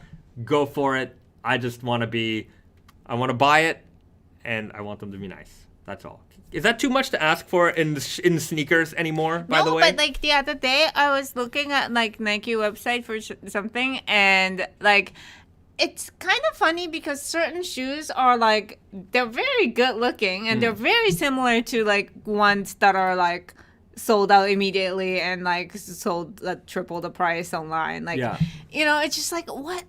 I understand the rarity and also like, the push behind it and all of that, but it's like there's a lot of good options that are just available too. Yeah. And it's just like nobody talks about this because you can't make 5 times your money on them. Yeah, I guess so. I don't know. It's a little much. I left that world a long time ago where I was super, super into sneakers. In every release, I knew it was coming out. But like now, so tiring. It's very tiring shop like that. But I just find that like when I was that most interested in it, it wasn't like every week there was something coming out crazy. Right, yeah. It was like 1 or 2 shoes a month, and like even then it felt like I'm like, man, I'm buying a lot of shoes that I don't wear.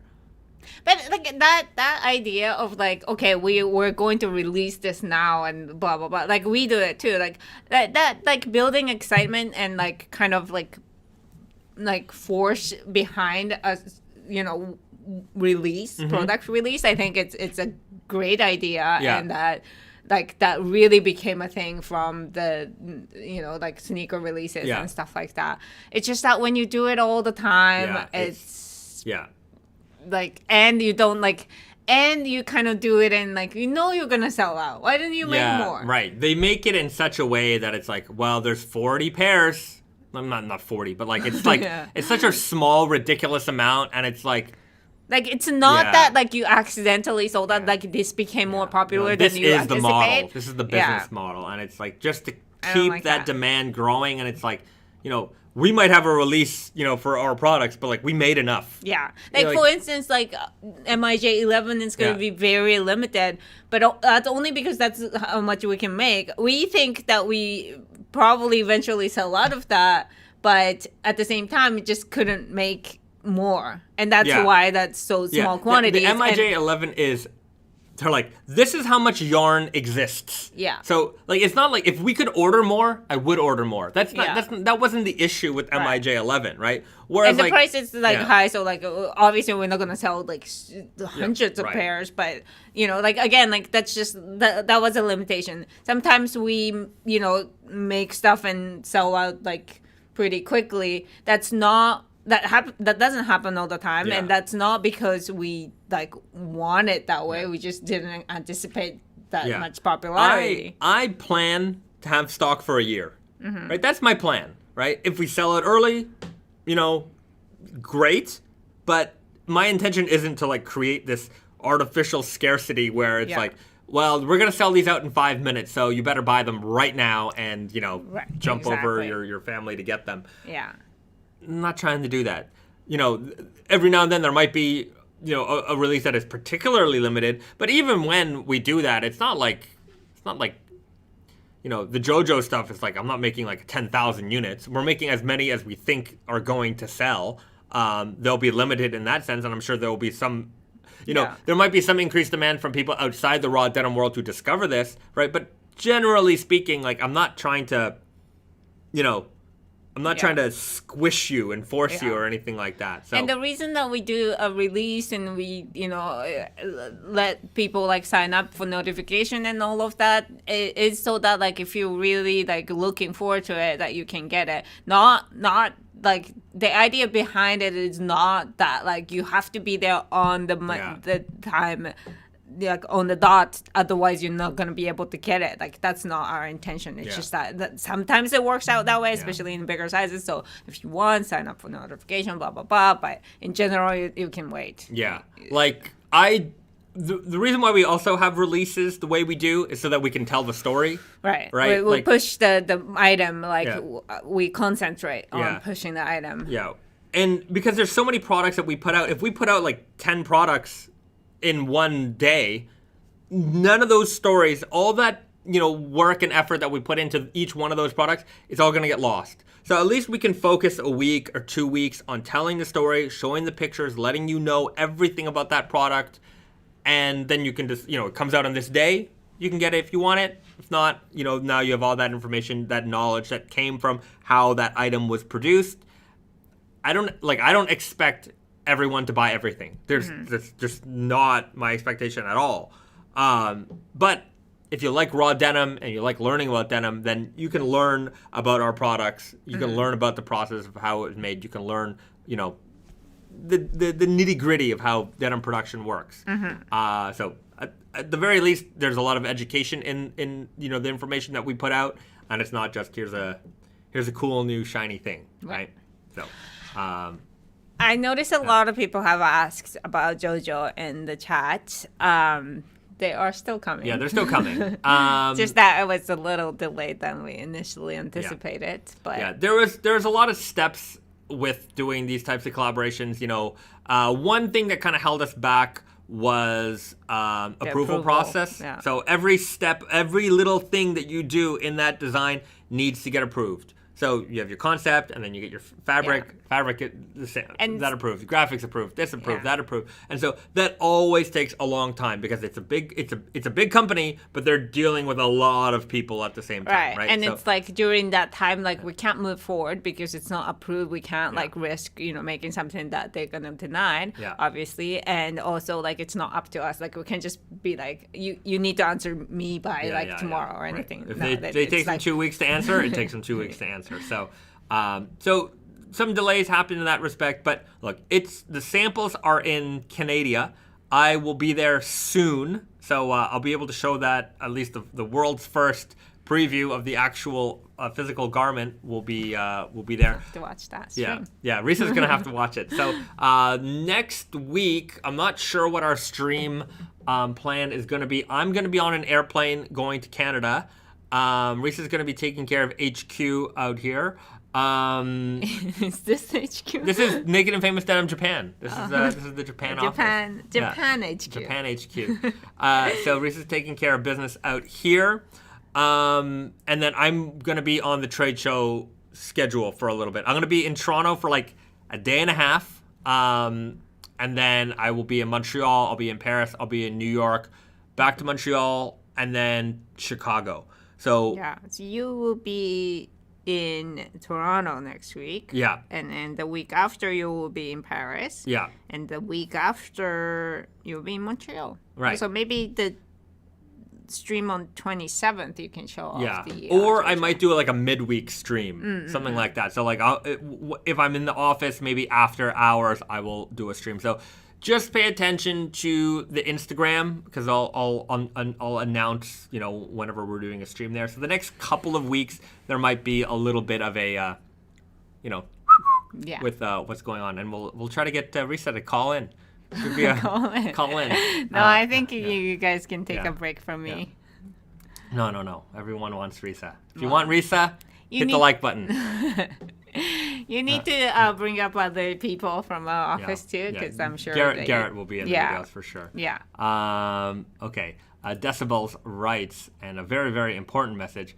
Have to run, but before I go, don't forget to hit the like and subscribe button. That's right, everybody. Don't forget to hit the like and subscribe button while you're here, while you're watching live. But if you're watching the live stream, then hit the like button. I would say twice, but if you do it twice, it takes the like off.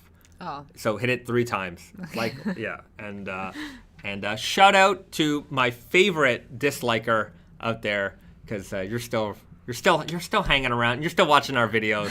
I have to. It's funny because I go through the analytics and it's just like every video is like 1 dislike, 2 dislike. Like it's never like every single. at one point you used to be able to see the dislikes on videos on YouTube, but they took that away. But I can still see it on the back end, and it's always like 1 or 2, and it's like they're always exactly the same amount, right? It's not like there's one video with 1 dislike and there's another one with like no dislikes. It's always like 1 or 2, and I'm like, this is the same person for sure. There's one person who watches these videos, or maybe they just like feel like this is my purpose now. Like Bezat is watching. Beza's watching me, so I have to dislike everything. Yeah. Which is fine. Look, if you're watching me because you like me, or you're watching me because you dislike me, you're still watching me. Because what if that do person that. decided to like, oh, you know what? I'm gonna start liking these videos. Then we're not gonna even that's like. it. You're not gonna get noticed. So look, you can leave a comment, right? If you're the disliker, just say hi. We like you. We like that you tune in every week, and it's fine. It doesn't bother me one bit. That also said, speaking about the channel, we're getting close to 10,000 subscribers. How many subscribers? We're like at 9,500 subscribers-ish, 95 and change. So it's coming. It's in the next couple months, we will have 10,000. It's a very slow growth. I mean, we don't make like, we don't have those kinds of videos, putting Mentos in Coca-Cola. Those are very exciting channels. It's not a general, YouTube channel. But for the type of content that we do, I think it's it's pretty good. It must mean that like raw denim niche market is growing too, right? Because I mean, I don't think you just randomly find our videos. No, you're not randomly finding this. You have to be looking to and everybody who's subscribed already, thank you so much. If you're subscribing to us in the future, well, thank you in advance. So hit that button now and just get it done. Just do it. You'll feel good about it, I promise. Okay. The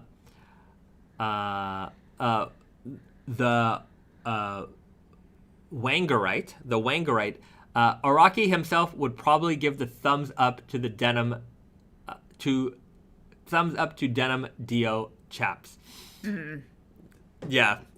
Maybe look, if we got permission from him to do it, then yes. But just the way that our agreement with Team JoJo is that we could either pick a season, of which we could have done, a bunch of different characters, or we could have done all the Joes. So I think the way we went was great. Look, if there was going to be another character, obviously, it would be Dio. But I mean, there's a lot of great characters. So we're just saying it right now. I mean, we've been saying this before too, but there is no secret character. Yeah. Don't hold your breath for any kind of secret release.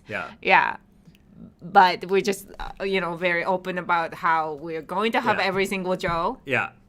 But nothing else. I will tell the people at JoJo that the number one character, and I think they already know. They already know. But I'm going to say after we release the collection and we tell them, how successful, fingers crossed, that it is, I'm going to be like, do you know what everybody wanted us to do that you wouldn't let us do?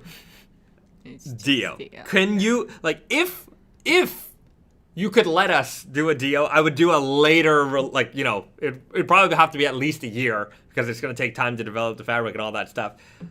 But if they would let us, I would do it. Yeah. But I'm going to approach them with that. I'm going to approach them after it's all said and done. I'm going to say, look, guys. Right. This is the one that everybody wants us to do. They're asking us for it.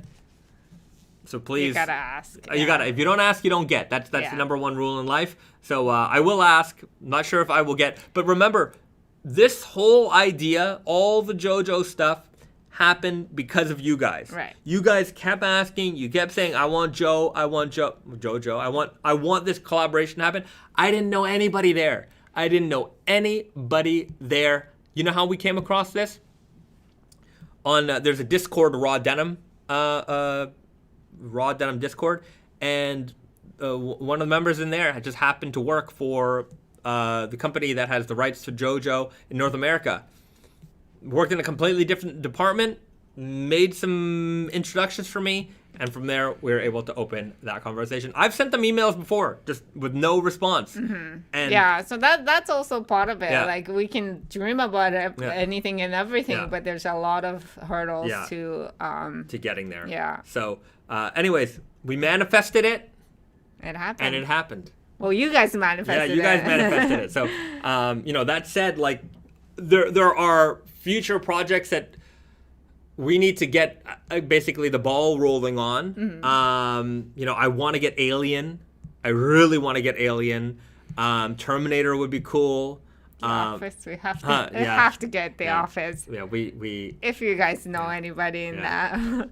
Yeah, we got close one time, but it was that switching. a switcheroo. They pulled a little switcheroo on us. Somebody's like, anyways, I don't want to get. I've told that story before, but. We had a meeting with the license holders for The Office, and the guy's like, "Oh yeah, we don't have the license anymore, but I have all this other stuff." And I'm like, "Just want The Office." You don't understand. So.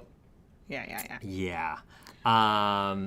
Okay. The Wangerite writes, will the JoJo collab be in the mainline fits, or will we get some other fits like Strong Guy? I feel like we need Strong Guy fit for JoJo because of Buff Boys. Buff Boys. Yeah, no Strong Guy in the JoJo stuff. Just super weird and easy. Yeah.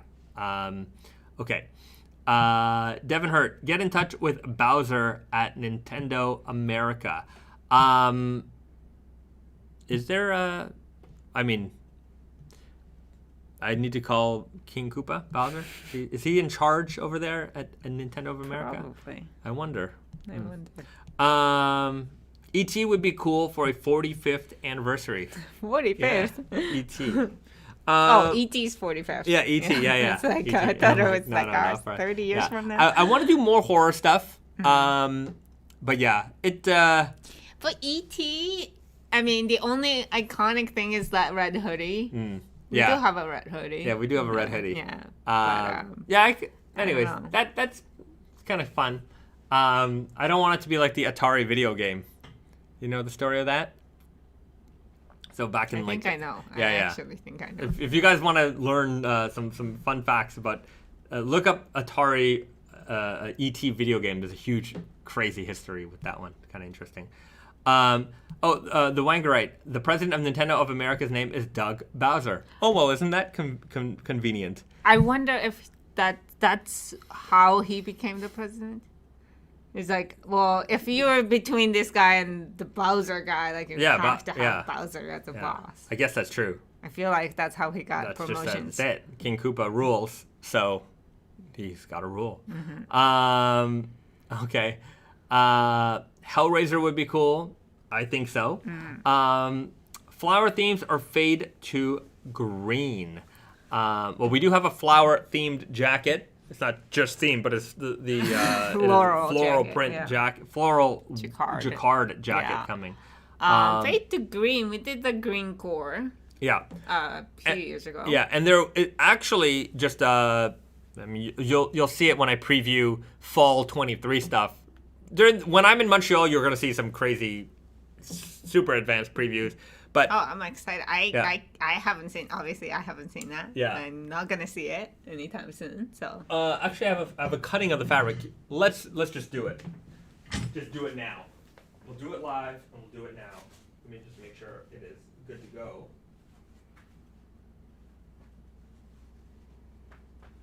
Just gotta keep some of it secret. Ooh. But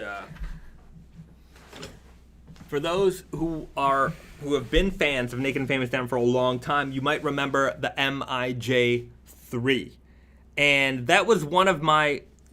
That jean I wore a lot. I really love that denim. That was my favorite MIJ actually. Yeah, is it my favorite? It's definitely up there. So we're bringing back that fabric to the mainline Naked and Famous Denim collection. So it won't be unsanforized. It's going to be a sanforized version of it, but it's an indigo green cast denim.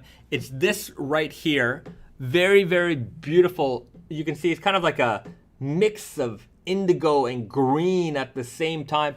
It's something called, the way that we achieve this is through a method called top dyeing. So it goes through the rope dye and then it goes into like a little bit of a green bath to add that green tint on top of the yarn. So you get this beautiful greenish tone. It'll fade beautifully. It's quite neppy, as you might be able to see it. You actually see it a lot more on the inside, and you can see those white neps. You also see like these indigo neps throughout as well. So a very, very beautiful fabric coming back. MIJ3 green cast in the the mainline Naked and Famous Denim collection. We haven't done a green cast in a while. Yeah. It's coming back.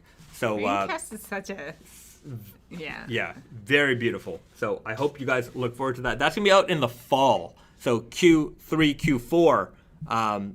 This is we're in January, so this is coming out many months away. But I'm happy to show this one off because I'm very excited to bring this one back.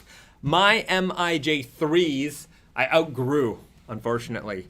Well, MIJ3 would have been like at least 5 years ago. Yeah, it's probably. a long time ago. Yeah. So, anyways, they're hanging on the wall in Montreal. Actually, I think on the Naked and Famous Denim website, if you check out the Made in Japan section, that the picture that we used there is the MIJ3. Let me just pull it up, make sure I'm correct about that. Yeah, I think so. Okay. Okay, let's, where is it? Collections made in Japan. So let's pull that up there. Yeah, that's it. Check that out. So this is it. This fabric here. It's a little darker in these photos. Maybe the lighting in this room is quite bright, so it looked a little bit brighter. But this is an indigo green cast denim. Very, very beautiful fabric, our MIJ logo there. So that's coming back in the regular Naked and Famous Denim collection. So look forward to that in the fall. Hey B, when will you be headed back to North America? So I'm gonna be flying out on next week. So I'll be in Montreal next Monday. Not this coming Monday, but the Monday after. So yeah, I'll be there for a few days. Then I'm off to Paris. Haven't been to Europa in a long time. I hope it's still the same. When is the last time we went to Europe? January 2020. January 2020. Wow. January 2020. 3 years ago. Yeah, was the last time we were in Paris. Mm-hmm. It was. I remember it very vividly because we did that little showroom.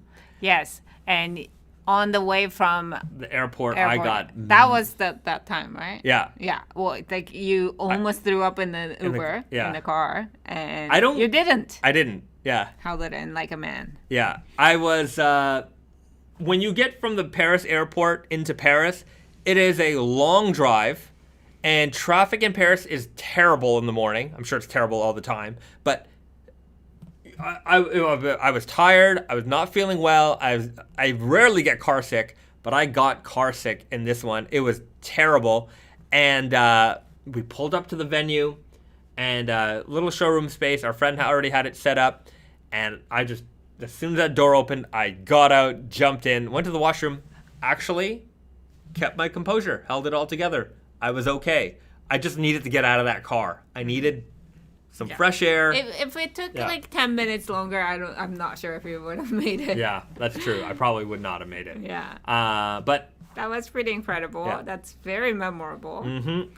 And Paris. It was just the murmurings of like, oh, there's this thing going on in China. Yeah.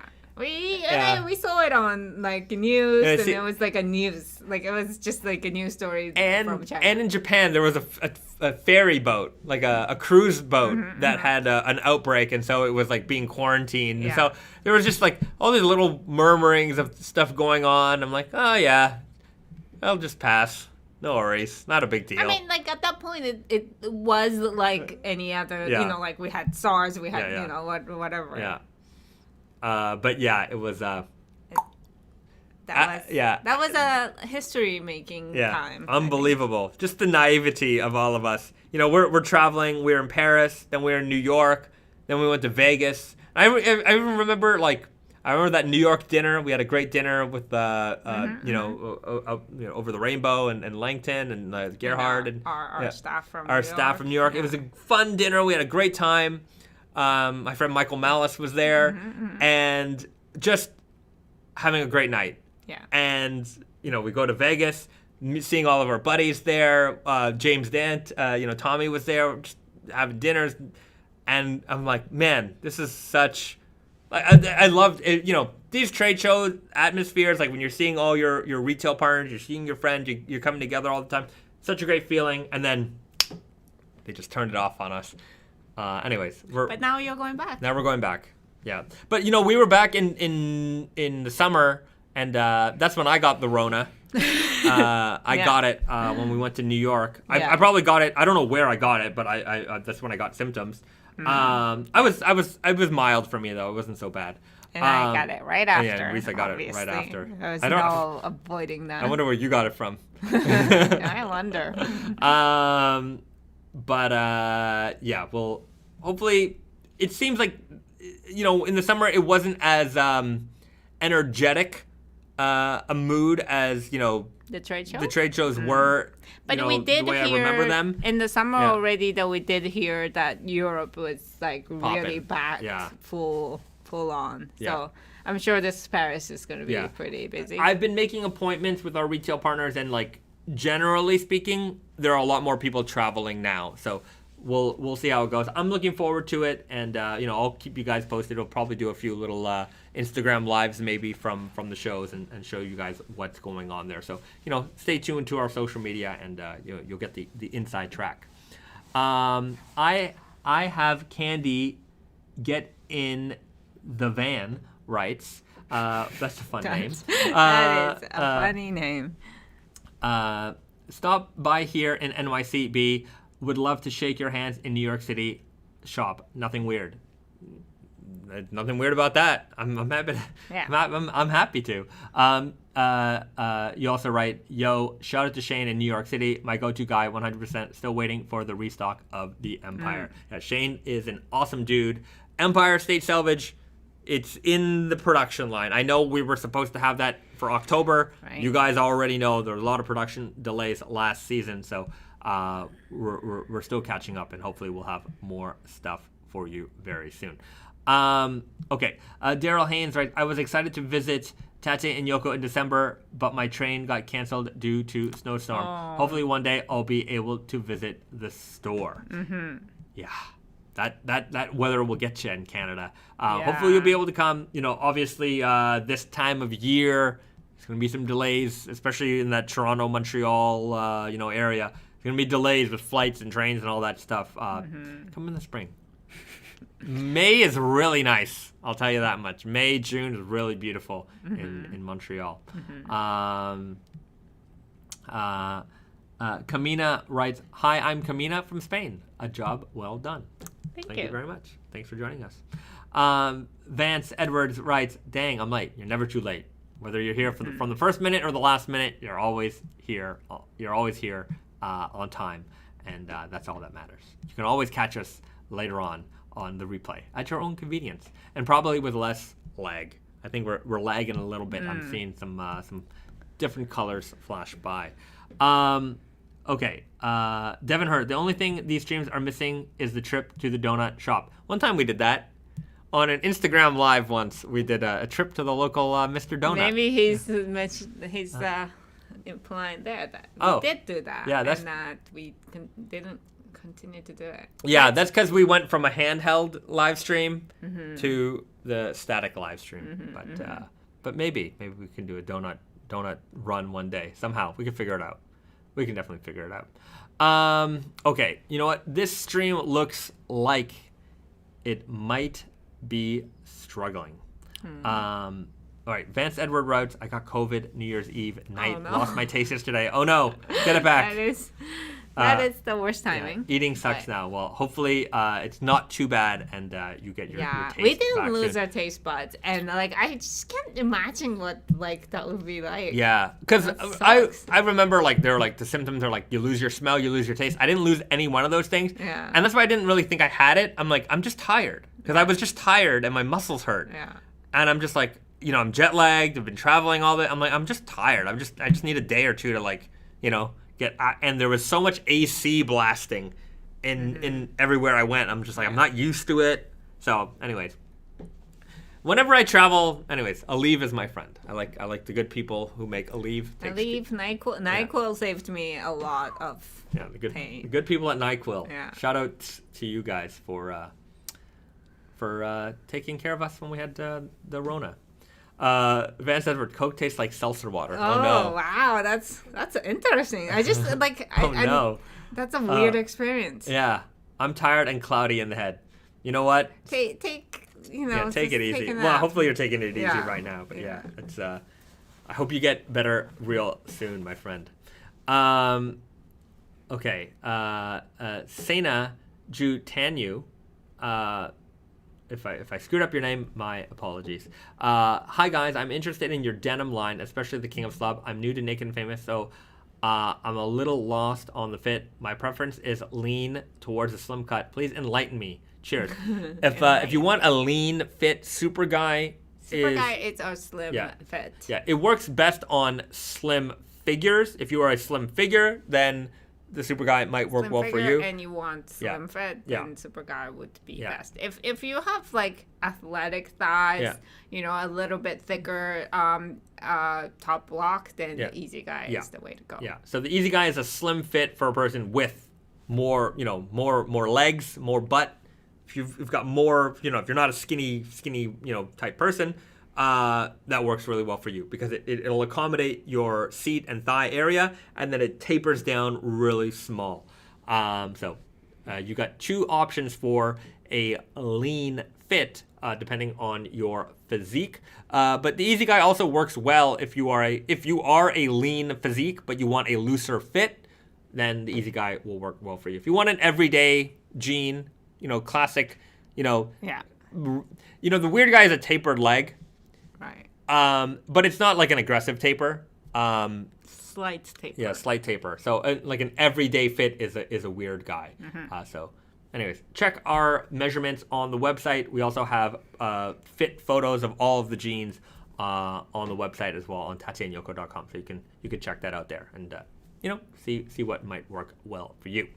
Daryl Hands, do you have any plans on releasing a Type 2 jacket in the future? I've been enjoying the Elephant 11 jacket, by the way. It's an awesome jacket. Daryl, we are in the MIJ line. We've got it right here. This is the prototype. This is the fabric. This is not the fabric, but this is the prototype, and it's coming, and it's gonna be classic Type 2. Right. If you want, like, basically a shirt jacket, it's short, it goes to the waist. This is it. It's not really modified in any way. It's very, very vintage style. Yeah. And this is also one of those things that, like, we heard you guys, and that you guys requested Type 2, like, so many times. Yeah. And then we just decided, I think it is a good way to handle it, was to release it in the MIJ collection, so that we don't really have so much denim options. Yeah. And I think it more appeals to the person who wants something from the MIJ line. So this is it. It's coming soon. It's my waist. My waist is right here. It hits me right at the waist. So it's gonna be slim. It's gonna be small. It fits tight, but, you know, because of the pleating, the way that it works, you still have the ability to move in this jacket. So it's coming soon. We'll keep you posted with release information. Okay. Vance Edwards, movie recommendation equals Puss in Boots, the new one. There's a new Puss in Boots. I didn't know that. All right, we're gonna take your word for it. Everybody go watch that movie this weekend. I haven't even seen the first one. I haven't seen the first one either. It's been a while since I've watched a movie in general. Oh yeah, this past few weeks are just zoomed by. Like I all of December is a one day. Yeah. It is. It all went by like that. And oh my god, that was crazy. Before I know it, it's going to be April. I already know what the next 3 months are, and like the next week's gonna be crazy. The week after that's gonna be crazy. It's all gonna be a very big blur. Time is flying. Yeah. So anybody who can sell us time, I will buy it. Yeah. So Depending on the price, don't like overcharge us. But somebody needs to invent. Yeah. That as a product, I will buy it. I will buy it for sure. Ferdinand writes, "What about the True Guy fit? Is it coming soon?" Q1. Q2. Q2. But probably Q1. Probably Q1. There would be, like, I'm sure you can see on the website that we do have some spring-summer 23 styles published with True Guys. Like, we didn't make the sample, so the photos are limited, but True Guy will be available in not every single fabric, but some fabrics from spring-summer 23. Yeah. We will also have the core fabrics available at some point, Q1, Q2. Risa, Q1 or Q2? Q1. Q1. You guys heard Well, it depends on how fast our stuff can work, but it is on the way. It's on the way. It's on the boat. Yeah. All right. So it's on the boat. Q1. I have yet to see Avatar 2 in the theaters. Visually, it was awesome. I had to get. Right. I had to go see. Probably. Oh, I had to go see Avatar 2 in the theaters. Yeah. Visually, it was impressive. Interesting. I have no desire to see Avatar 2. I don't know. My experience with Avatar 1 was that I saw it like on the second row from the side, and I got sick. Like that was the only time that I watched a movie and got sick. Yeah. Because 3D, and I don't know. Yeah. I don't want to. I always felt that Avatar was the movie that the whole world stopped to watch. It paused the whole world. Everyone was like, Avatar. Iconic. It was so iconic for literally the time it was in theaters. And then from then until now, I feel like nobody even cares or remembers what happened in that movie. Only you remember in October when Halloween costumes, like blue people show up. That was the only time. It was just like, for such a big film, I just felt like, why isn't there such... a following. Yeah, like Jurassic Park. You know what I mean? There are kids today who have Jurassic Park T-shirts who probably never even watched Jurassic Park, or they were never even alive when that movie came out. Jaws is kind of the same way. There's just so many, like, these are such iconic films that have defied just being a movie. They're more of, they're part of the culture, and like Avatar never broke free from that. I feel maybe I'm just not paying attention, but I just never felt like that it got to that level. It's not like Star Wars, or it was like that's more than a movie now, right? So, yeah, Brainstar. I never saw the first Avatar. Yeah. Right. But I mean, like the second Avatar was like I just don't know why it took so long. You know what I mean? Like, whether it's a good idea or not, like when a movie like hits so hard like Avatar, like there will always be a second one, right? Like waiting for us. But like with Avatar, they just did not do it. Yeah. Which I think, to be fair, I think it was a good idea not to do it. But because they didn't do it, people forgot about Avatar. Maybe. Devin Hurt. I saw Bullet Train, and very soon I'm going to see the Megan.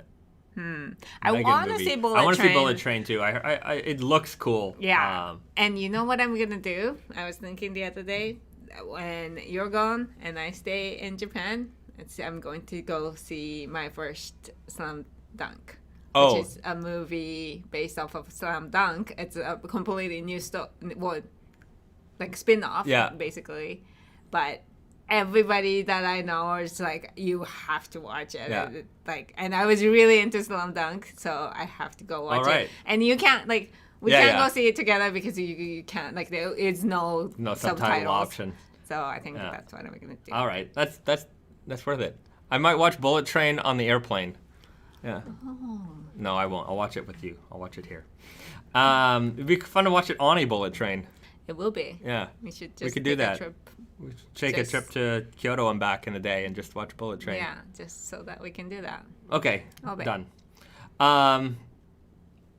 Okay. Vance Edwards, right? I don't think Avatar is an iconic movie in that sense. I just think Avatar is just box office gold. Yeah. I think it's iconic in the sense that it was like the real 3D, like the first big 3D movie. It reigned in the 3D era, which I don't think anyone has. Yeah, like, nobody likes 3D. You know, it was cool, but like I don't think anyone's like.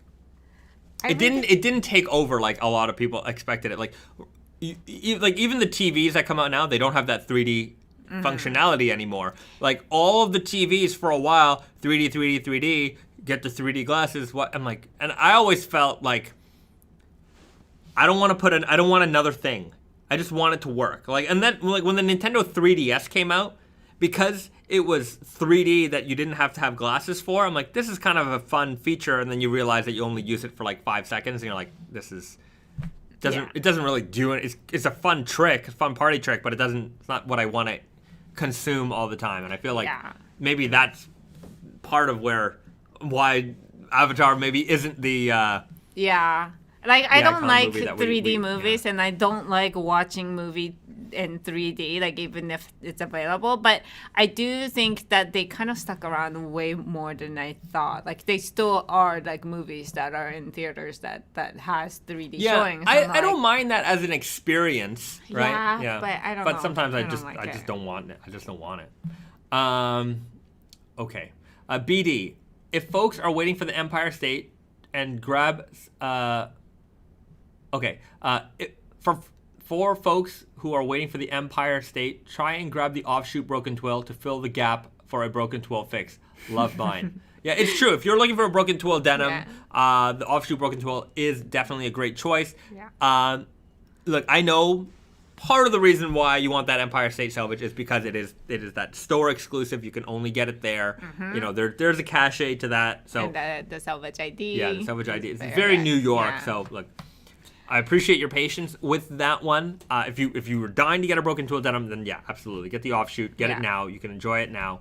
Coming soon. We're gonna do just spoiler alert. We're gonna be doing another Empire State denim. So we have the broken twill. There will be a new one. So we're gonna have another one just because the New York one has been so popular. We think we have room to have 2 store exclusives now. So it's in the works. Yeah, it's in the works. Okay, Vance writes, speaking of Nintendo, I finally caved and bought the Switch OLED since I'm stuck at home with COVID. All right, Switch OLED. Yeah, so there's an OLED version of the Nintendo Switch. I got the. Is it bigger? I don't know. I think it might be a little bit bigger. I'm gonna show off 2 things just because. Why not? All right. What is? I think I know. He gets into this like phase of video games every now and then. He does not play video games at all anymore, but because we're so busy. But he's preparing for the trip. Because on the airplane is the only place that Bezat plays video games nowadays. So I think that's what's coming. It is slightly bigger. Yeah, I feel like Nintendo Switch could be a little bigger. Just because like a lot of people, I think they're not playing it on the go. They're playing it at home, sitting on the couch. I feel so. I feel like that's a good idea to have a bigger one. There you go. See, I really like portable gaming. The last year I barely played any games, and I got this. I pre-ordered this like when it was first available, and I got it, and I just never opened it until last week. I literally had it since the day it came out, and this is the Analogue Pocket FPGA console, so it plays actual games. Game Boy games. Game Boy games, Game Boy Advance games, and then you can get like adapters to get it to play other games. So it's really, really cool. And I just like the minimal design of it all. I love this thing. And I just like how small it is. And it plays the actual games. So, it's like a grown-up, like sophisticated except Game error Boy. because it's an actual cartridge, so I got to clean the cartridge. But anyways, it does play the game. Let's do. You're not really supposed to do that. No. It didn't harm any of my games. Yeah, technically you're not. A little bit of alcohol. So anyways, it'll run there, and then there you have it. So you've got actual Game Boy games you can play on this thing. You can also. It doesn't have the ting. No. Oh, but because it's not Nintendo. Yeah, so it's pretty cool. I really like this. Play your old Pokemon games in like a higher resolution screen, backlit, all that stuff, and it has like, you can change the colors so that you can experience get the old school look. So, Game Boy Light even has like, so it'll look like you're playing on a Game Boy Light. So, really cool product. I love it. I have all the analog consoles, by the way. Like they have the Super NT, the Mega SG, the analog. I've never seen any of those things. There's the Sega Genesis one, the Super Nintendo one, the original Nintendo one, like that aluminum one that I have. Anyways, to see it. This thing is pretty cool. And then I also bought this, which I have to admit I never use. This is the Steam Deck. I got it last summer. I pre-ordered it when it came out. Got it last summer. Used it on the airplane on the way back to Japan, and it's really sat in the thing ever since. It's too big. No, but it's like I was just saying, like, Switch whatever new one is, it's like bigger, and it's like that makes sense to me because I would assume like I don't see people playing Switch on the Metro so much. The Switch Lite is the right size. Switch Lite is the right size for like carrying around, playing outside, and then if you have a regular Switch, like full size Switch, then I feel like that Switch has to be bigger, a little bit bigger. Yeah. You know what I mean? Yeah, anyways. I just find this thing's a little too clunky. It is very thick. If I'm at home, I'm not going to play on this. I'm going to play on my computer. And if I'm on the go, I just hate this giant thing. So. All right. Well, anyways. There you go. There you go. Get one of these. This is the way to go. Old school. Okay. Sebastian Pilje asked an important question. Where can we purchase the MIJ10 Type 2 jacket? MIJ10 will not be available in the Type 2 jacket. MIJ 12, 12 and 13 will. Be. Yeah. So, yeah. Junior writes, the screen is so nice on the Analogue Pocket. I agree. I think it's a great little product. So yeah. Yeah, video game chat. I like games. I'm an old school game kind of guy. I want to turn it on and I want to play. Mm-hmm. I don't like load screens. I don't like downloads. I don't like downloads. I don't like updates. Yeah. Nothing pisses me off more than getting a game, putting it in, and then waiting forever for it to update. Yeah. No thanks. Not interested. This is a great design. Like I like the minimal, like and very like squarish, sharp edges. Yeah. Yeah. You could run the Steam Deck on your TV, I suppose, but I also have a gaming PC. Like my computer I can run everything. So I don't want to play like this. No? No. But like playing with PC is just playing with keyboards. Yeah, right? but I can control way better. And I'm playing like when I'm playing Doom, like I'm playing on like Ultra Nightmare. Like I'm not gonna be able to react fast enough with the controller as I would with the mouse and keyboard. See, I like my gaming thing is just this. So I don't like the analog sticks and like 3D. The sticks that goes around. Yeah. Like I don't want to have directions. I want to go into one direction and jump and that's I really don't like new game things. Yeah. The Raven. I grew up in the long load screen era. The amount of RPGs I played growing up had 30 minutes of load times. It's too many. Yeah. No thanks. I'm not. I hate. 30 minutes. That's like the entire time that you were gonna play games. Yeah, right. Rice75, I still have a Game Boy Color. So do I. I actually have a big collection of Game Boys and Game Boy Colors and Game Boy Advances. At one point, I was trying to collect one of every color of every Game Boy ever released. Yeah, that was... That was an error. I have a lot of Game Boys. Yes. I don't have them all, and I gave up on that because certain ones are... Yeah, certain ones are too expensive. I'm never going to afford them. Not that I can't afford them, I'm not going to spend that much money on a Game Boy. But this is a great solution for everything. It looks great, plays great. Very, very happy with it. Right. I'm missing my Game Boy Advance now. You should get one. Or get one of these. You can play all your Game Boy Advance games on it. Gotta have them all. I'm a collector, man. Once I'm into something, I go hard. I get it. And whether I get that too, but there's a limit to how much stuff we can have. There's a physical limit to how much stuff we can have because we don't have a giant home. And I don't want to live in a home with with so much storage all the time. Yeah. If we had a mansion with rooms for collectibles, that would be nice. Yeah, we need a lot more money. I collect a lot of things too, but anyways, one day we'll have the Sky Mansion. That's it. Sky Mansion. Sky Mansion. Okay. Yeah, hopefully.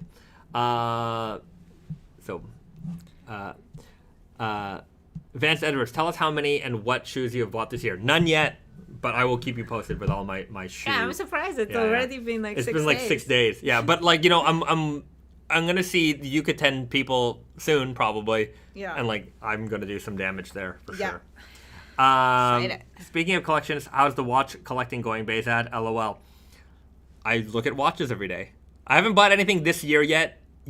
I've almost bought some watches this year.